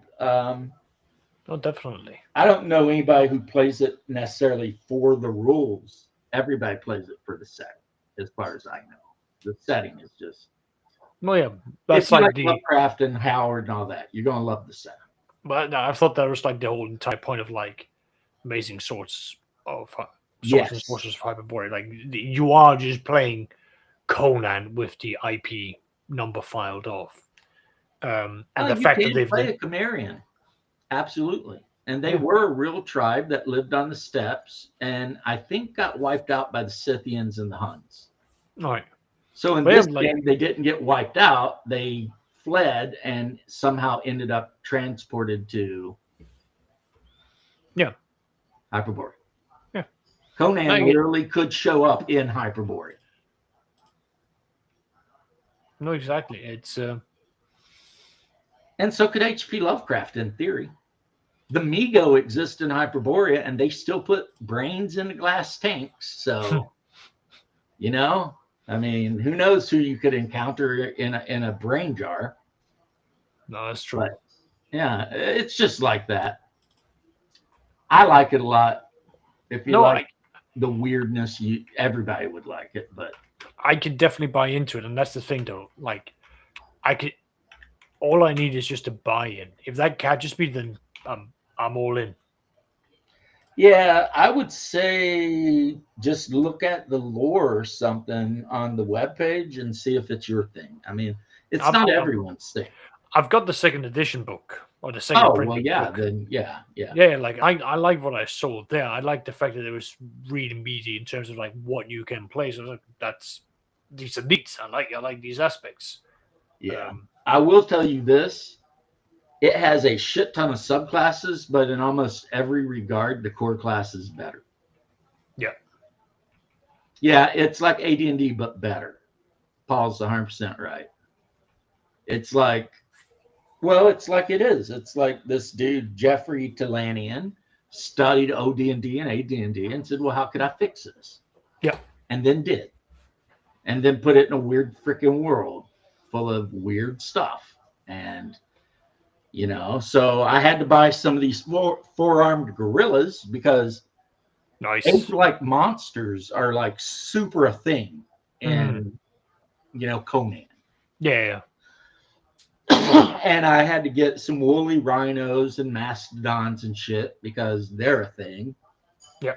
So, and my wife for my birthday, bought me these War Games Atlantic satyrs, which will 100% like slot in as Men of Ling, because the Men of Ling are basically just satyrs. Right. So I got a box of satyrs, and I'm getting to where I absolutely love War Games Atlantic. I just really wish they would hurry up and release the Traveler 2300 video miniatures that they said they were working on. You know? Yeah. I want at least a box of those Kfir. You know what I mean? The other stuff, I mean, who cares? I mean, I've got sci-fi figures that would 100% be perfectly okay for a near future. Yep, my group fought snake men, Stephen, and they almost died. Nice. They ran into a laboratory because the snake men are scientists and also magic users. Yeah. And they ran into a laboratory where the snake men were trying to cook up potions. Snake Men 1 initiative cast a hold person spell and took out half the group. They all failed saves. That was the night I should refer to as the night no one in the party made a save. That's dangerous. And one of the people that got held, and the hold spell in Hyperborea lasted an hour. And one of the people who got held was the cleric. So it was like, uh-oh. And then the assassin tried to gank a snake man and failed, and the snake man turned around and turned her into a rat, polymorph other. Of course, she failed to save, so all of her equipment just dropped to the floor, and she was a rat because the equipment didn't change with her, just her. That's how the spell works. So, which was interesting, like an hour later when she turned back into a human in the middle of the desert. Yeah. Fuck ass naked. But luckily, the Dane had grabbed all of her gear and shoved it in a sack and was carrying it with her. That's something. Yeah, it's got all the monsters from all of those old horror movies and kung fu shit and all of it. Like, you know, all of those like B-rated movies that had weird, they're all there, you know. Crabmen that are actually like crabmen, you know, and the Migo underground doing experiments on humans, and serpent men trying to figure out a way to kill off all of the mammals, and then, you know, the different peoples that don't like each other, and of course the rules for like 20 kinds of lotus, whether it's black, white, yellow, whatever, because, you know, lotus flowers, you know, chew it slowly, this is the good stuff, you know, that kind of thing. Yeah. And yeah, so very Conan-ish. And then I started my crew out in Cremorium, which is like, in my opinion, it's basically like Lankmar. Right. Lankmar. Different, but it's basically a giant thing surrounded by swamp on a coast. So yeah, it's 100% pulp sci-fantasy. Like, yeah, because the Greek guy found a laser pistol a couple things ago from a serpent man. They took the laser pistol, but he's convinced it's some kind of wand. Because when he hits the button, it shoots this, you know, red lightning bolt at an opponent. So he's all like, oh shit, some kind of wand, right? And he's a warlock, so he can actually use magic. Nice. So because he's basically, the warlock is a fighter mage. Yeah. And that's the one he picked, you know. But yeah, Conan with, and the ray gun had ancient Atlantean writing on it. And the Atlantean couldn't read it, but he recognized it. And that's because at one time Atlantis was like a far future sci-fi civilization. But when the continent of Atlantis sank, the people that survived on Hyperborea forgot everything. Like they were just shunt into this place and they had no tools, no nothing. They had to rebuild their civilization from like the Stone Age. So now you find this high tech shit and it's all for the most part either Mego or Atlantean or something. Yep. And yeah, right now they're in an old Atlantean tomb messing around. Yeah, kind of the Gamma World thing. I mean, radiation is a thing in Hyperborea. Certain things will irradiate you and you will die. So, and the swamp around the major city is full of like, it's like La Brea. It's a swamp, but it's full of tar pits and lakes of crude oil. And that's why Gamoria is, you know, always covered in smog, is people go out there to harvest the oil and then they use it to burn, you know, to power their furnaces that they use to smelt metals, Right. which they trade. So you basically got these giant primitive power plants powered by crude oil, you know, being used to, you know, in these big forges and stuff. And then, and when you look at the list of gods, I mean, a lot of them are Cthulhu, a lot of them are Ashton Smith, and a lot of them are straight up Greek. Right.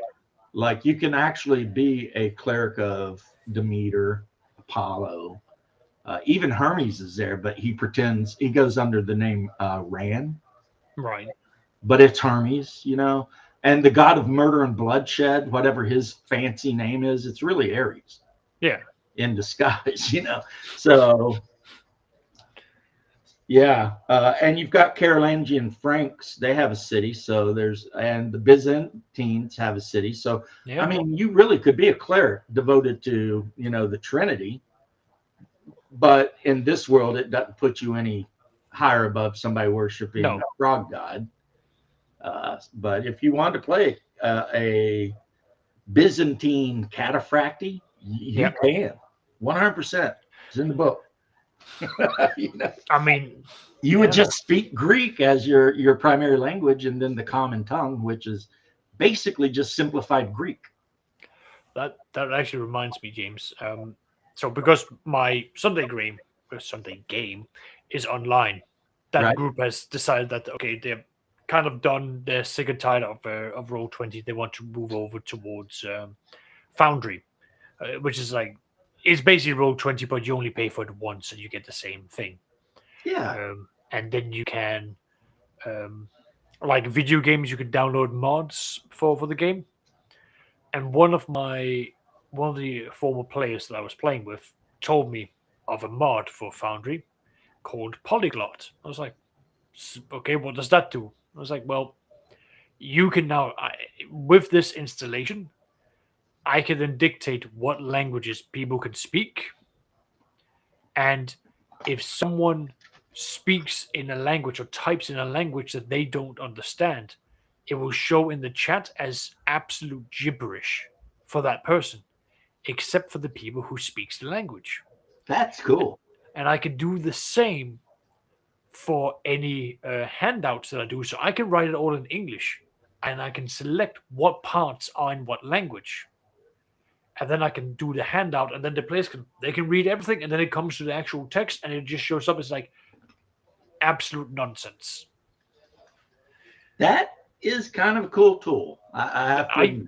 Yeah, so like when, I mean, the players have shown me other things where it's just like, you could do this, you could do coding, like it moves towards like tabletop role-playing games as a video game with like move around, reactions happens if you stand in a certain area, so on and so on. It's a bit more work than I would want to put in, but these small things are like, all right, that changes things now. Like previously I would be, you know, telling people like, okay, you know this, but you don't know this, and so on and so on. Now I can literally just be like, if you speak this language, you can read this. See, that's good because how I do is I make everyone who don't speak the language go sit on the back porch. That's fair. Again, like I'm limited to like 3 to 4 hours of running a game.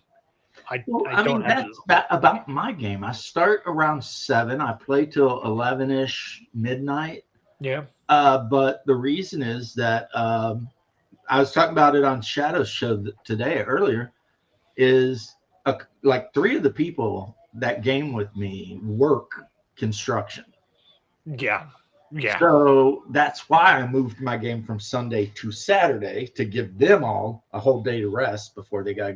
I mean, Florida is not easy to work outdoors. It's No. freaking hot and 100% humidity, right? Yeah. And I generally, how I know to end the game is if I get in a good spot and I notice one of the guys start like Yeah. getting glaze-eyed, I end it because Yeah. I'm a nice guy and I'm not trying to. I mean, I know they would sit there until they passed out, but I'm not going to do that. Yeah. So how much do I play total? Maybe 4.5 hours because Yeah. the first half hour, everybody's got to gossip Yeah.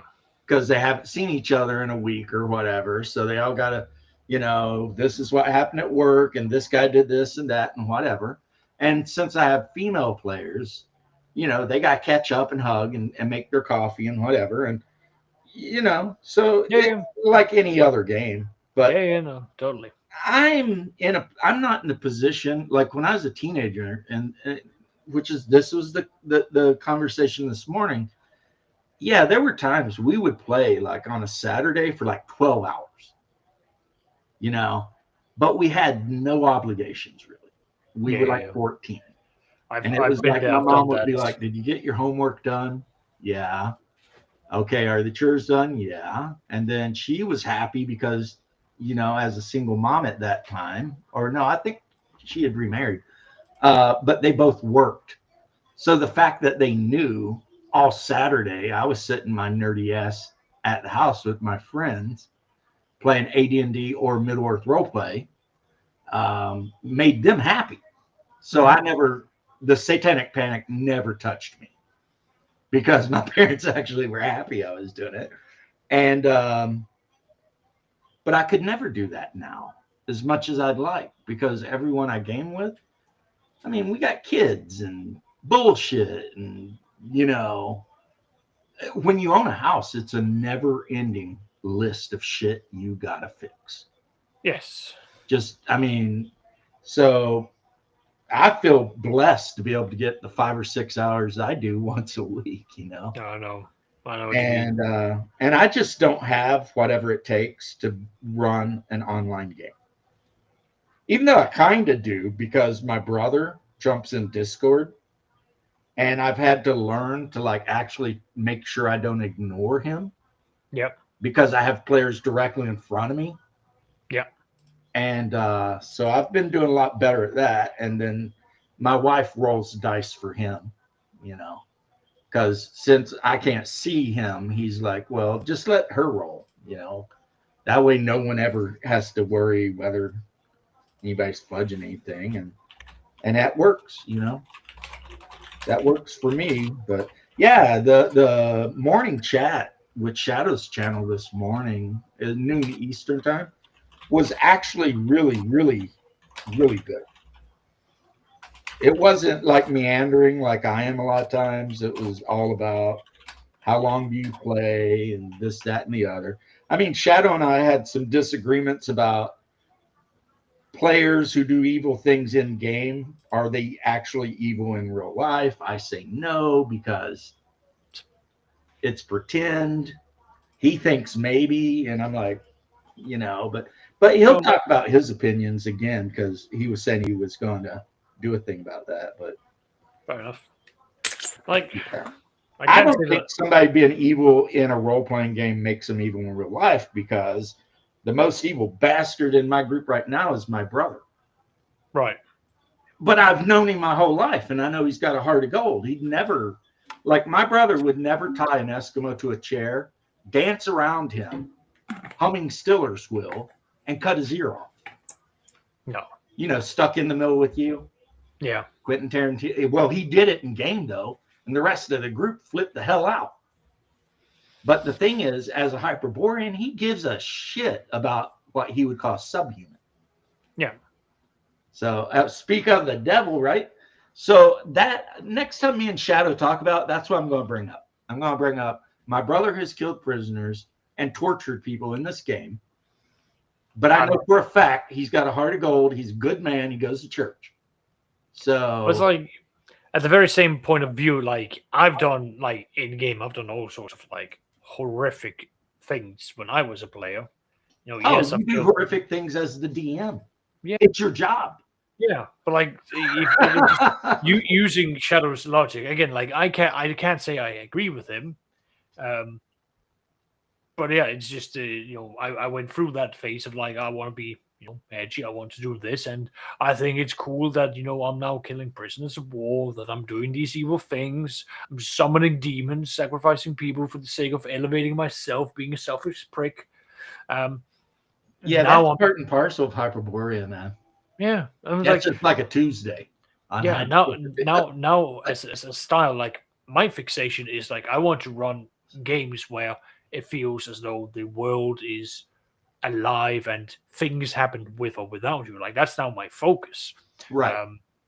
If my players decide to be evil, okay, well the world's just going to react to that. Like that's not the individuals. I mean, right. my Sunday group went through the 5e game.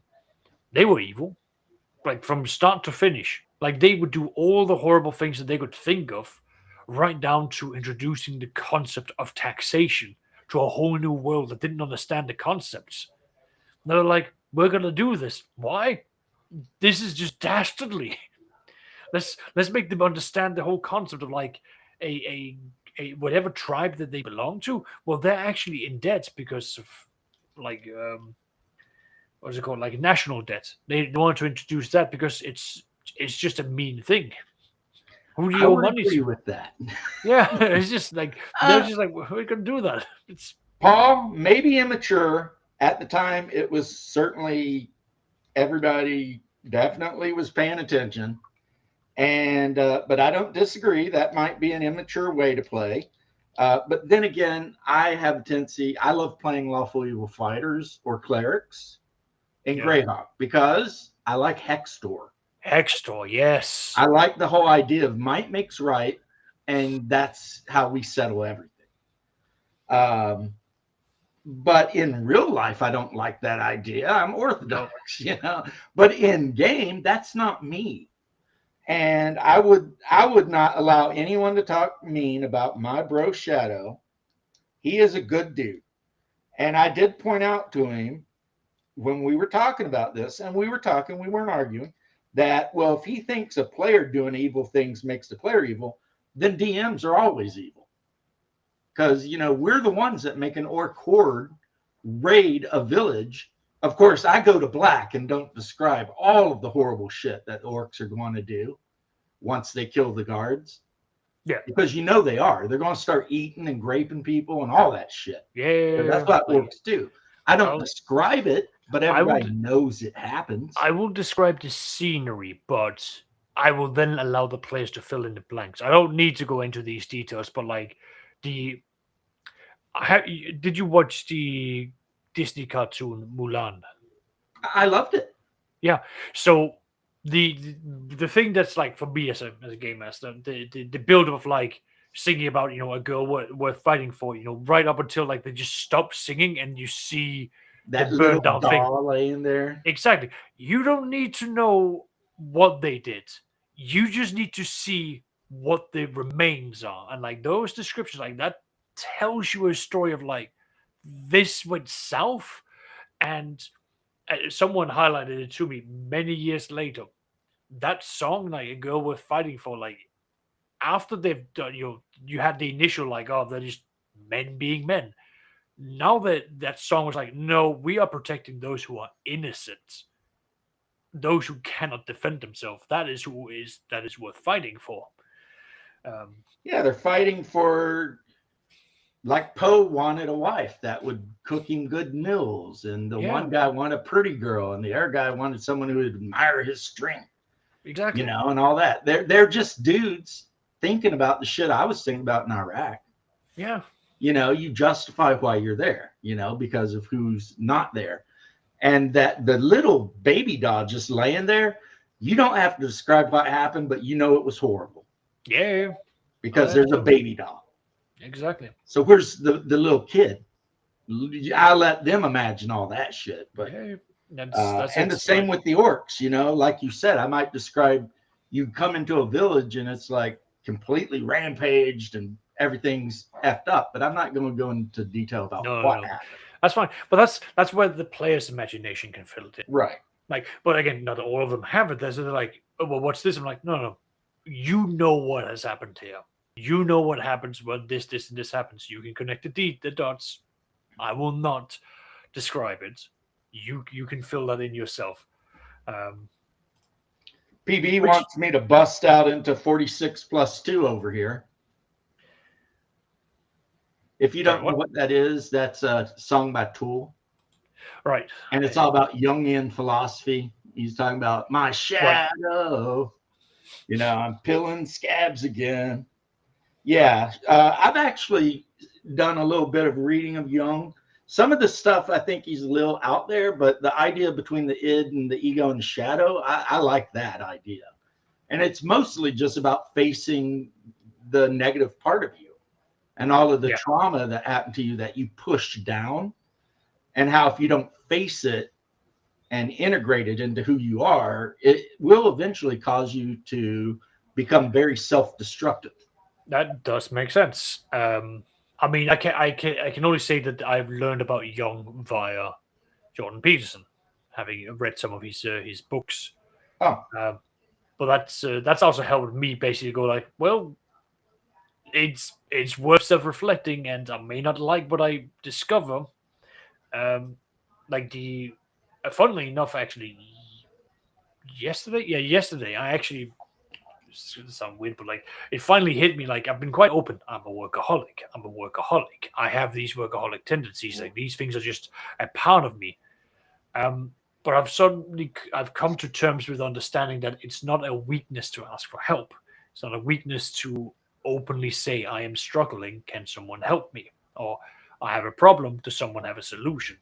That's always been a very hard thing for me to do, because I've always seen it as the manly thing for me to carry the burden of work. Like I should just. Weird. What's weird? You are Dane living in Britain. Yeah. I'm a hillbilly living in Florida, and we both had that same problem. See, I was just raised culturally. You don't cry, you don't ask for help, you don't whine and bitch, you just do it. Yeah, exactly. We're going to go into a bit of philosophical side now, James, if you don't mind. I don't mind. Okay. I was also raised in a family filled with love. So I was never told not to do this, not by my parents. It was almost like a byproduct of being around many other men or boys who had that upbringing where they wouldn't do this. So I'd be like, well, I think I need to mimic my peers. Mm-hmm. Very difficult. Again, not something I can say that I have learned. I have no ill will towards my parents or anything. That was just how Eastern Kentucky hillbillies were raised. Fair. We don't rely on anybody. We don't go on welfare. We'd starve first. You know, we don't ask nobody for help. You know, it's a very almost individualistic kind of, I'm me, I will handle everything. Yeah. And I don't want anybody else's. But then you get older, and like you said, you reflect on it and you realize actually asking a friend to help you out with something is not a bad thing. You know? Exactly. And I'm part Dane. Yeah. And part Norwegian, so who knows where somewhere. And mostly German, so who knows? Yeah. But my dad did try to impart the wisdom to me that it's okay to do these things. Right. But the thing I'm learning about wisdom is you can give the answer, but often it's understanding the formula that leads you to that answer. It's like I always say, and I know this is off game topic. Sorry, guys. Most people think their parents are idiots until they hit about 30-ish, and then they realize their parents were right all along. Yeah. It's like you go through that rebellious teenage to tweenage, whatever they call it, and you're like, oh, I know everything. Then you hit about 35, and after life has smacked you in the ass a few times, you actually remember and say, you know what? Mom and Dad were right. And then that's when my relationship with my parents becomes super solid because I stopped being an asshole. But family in Kentucky, miss the fire. Yes, you can sit out on the porch at night and see the fireflies dancing. It really is. It really is a thing. I mean, I don't miss the ticks and the no-see-ums, as they call them, and the freaking chiggers. But one day I am moving back, and I can't wait for that time. But when you live in Kentucky, you just take the good with the bad. I mean, you're on top of the mountain. You got a beautiful view. Every time you go out and come back in, you check yourself for ticks. I mean, I understand that. It's just the way it is, and you just deal with it. That's a part of what you accept when in the area you grew up in. I mean, it was the same for me. If I went into the woods, I'm checking myself for ticks for when I come back in.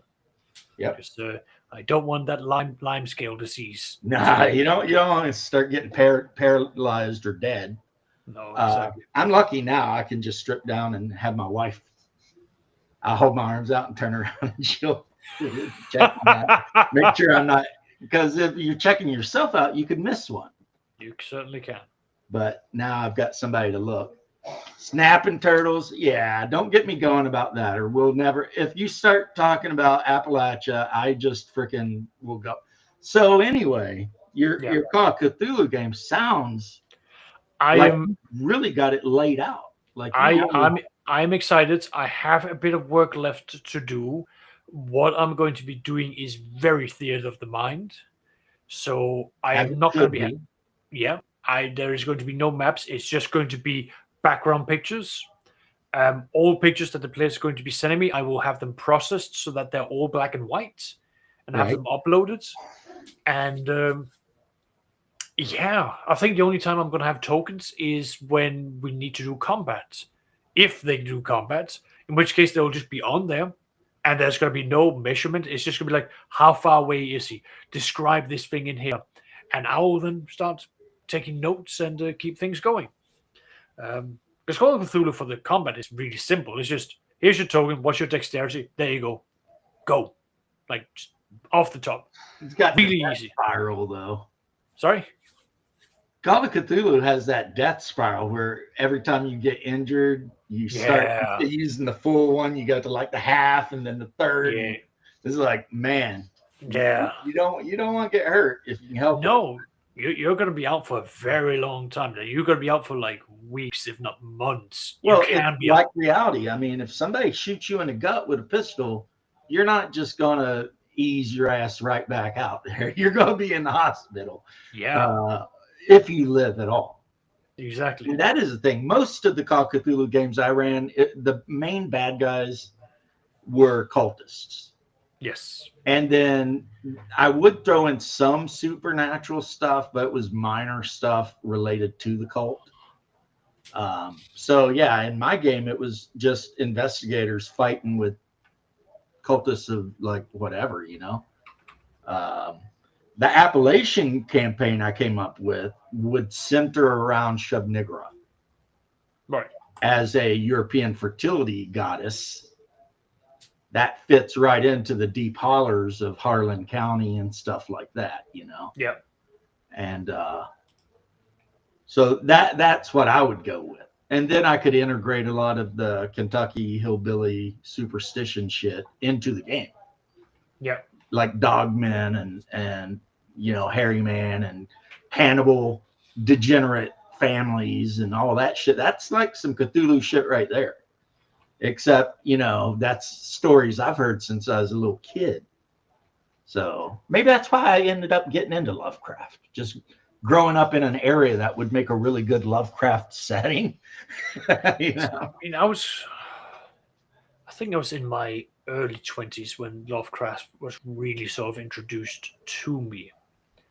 And again, it took me some time to sort of understand Lovecraft, but then the more mature I became, the older I got, the more I matured, the more I began to appreciate like what it actually was.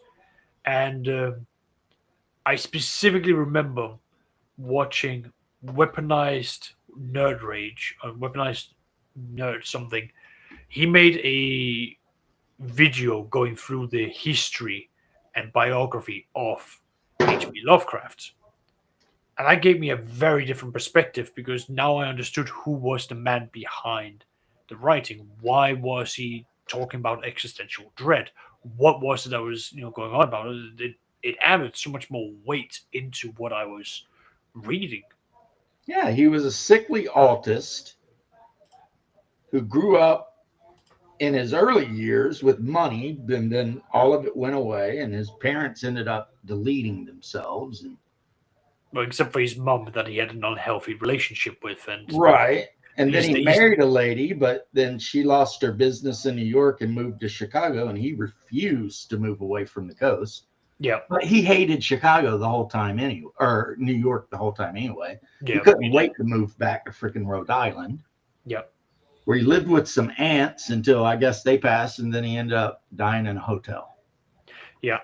Broke And eating out of date cans of freaking beans and crackers. and it was actually cancer that took him, and it wasn't known back then. He just referred to it as the cramps, and he ended up dying alone to cancer. Yep. And one of his friends, who owned a published, he basically like a publicist. Um, he Lovecraft had told him in confidence, like, my biggest fear is to just go off into the darkness and be forgotten. And his friend basically went, well, I don't care if I'm going to lose money. I am not letting my friend go into the darkness without a fight. So You were that's why talking about August Derleth, I thank you for letting everyone know. who refused to let Lovecraft stories not be Exactly. published. He to what to not what to not be published? He made it a point of keeping Lovecraft stories Yes. published. Yeah, exactly. So, sorry, I was mishearing you there. Yeah, no, he definitely did that, and that's why like they were all over the place. And even at a loss, and people were like, "No, like we're losing money. Printers like keep printing them. I will not have him disappear. Everyone will know him." Well, it's weird too when you think about him. It's like one of his favorite people, but also one of the people he argued with the most was R.E. Howard. Yes. Like they would write letters to each other, and they would start with like, "Dear friend, how are you?" Blah blah blah, and then all of a sudden the next line would be to like, "I completely disagree with your views on this," and they would just go, because R.E. Howard represents barbarism and H.P. Lovecraft is civility, civilization, the blue bloods, and they had a weird, and Clark Ashton Smith had decided he wasn't even going to write anymore. H.P. Lovecraft convinced him to keep writing. Wow. Yeah, I mean, and there were some other people in there too. Polecats. I like skunks though. Yeah, I like there were more than just those three, but those are the big three we think of. Derleth, he did try to reorganize the mythos based around like elements. Right. So like Cthulhu was water and whatever, and a lot of people hate that. They consider but I mean, the fact of the matter is he kept the things available, or they could have very easily vanished into the dust of time. Yeah. And like no one would have heard about it or whatever. And if that happened, Stephen King would probably be working in a Circle K somewhere up in Maine.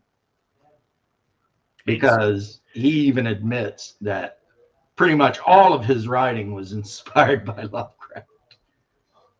His whole macro universe is based on the Lovecraft thing, the Red King and Pennywise, whatever you want to call it. Tales, Flag. It has had a very big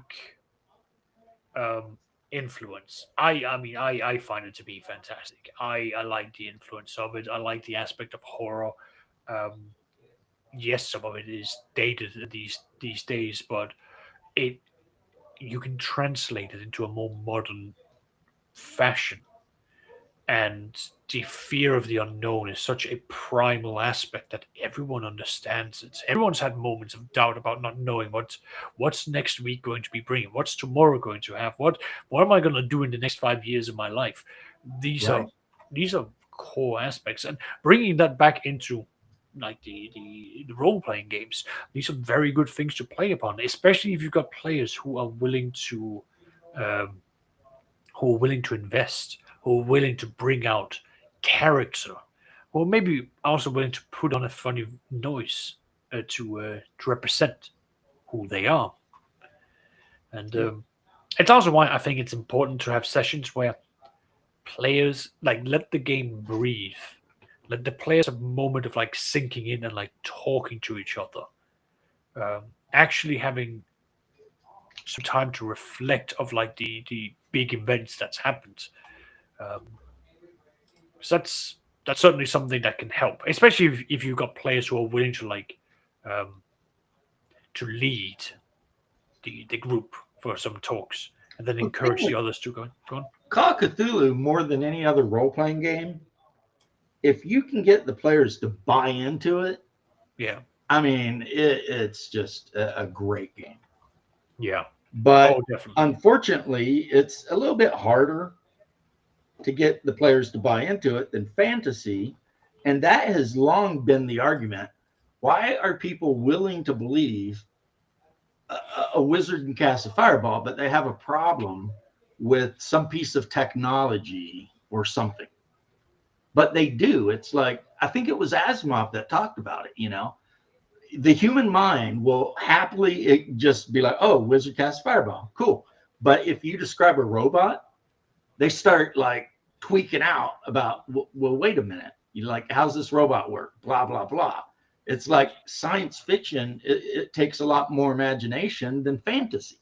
It has a certain level of buy-in of like how does Right. this work? Like this, And I think ultimately, Call of Cthulhu is a science fiction game. it is very much is. It's just masquerading as a history Right. playing game. But all right. It's getting on to 2 hours, Saxius. I have absolutely loved our time together today. No, thank you for having Your me. games, both of them, sound amazing. Yeah. Like when you come on and describe your games, I kind of don't even want to talk about my games much. I'm like, man. But anyway, and everybody who popped in for a while to say hi, thank you very much. And Stephen Kennedy, not water moccasins, copperheads in Kentucky, water moccasins in Florida, skunk apis, Florida too. Yeah, you got to with Call of Cthulhu, you got to drag your players into the game, and once you get them, you're going to have a great game. Yeah. But D&D, anybody can sit down and say, "Well, I'm an elf." I mean, I don't get it. I don't understand it. Human psychology is weird. But anyway, goodbye to you, Saxius. Thank you for joining. You are Thank you, always James. welcome. You know that. Yes. And I loved hearing about your games. And have a wonderful rest of your evening, I think. Thank you, James. You have a good one as well.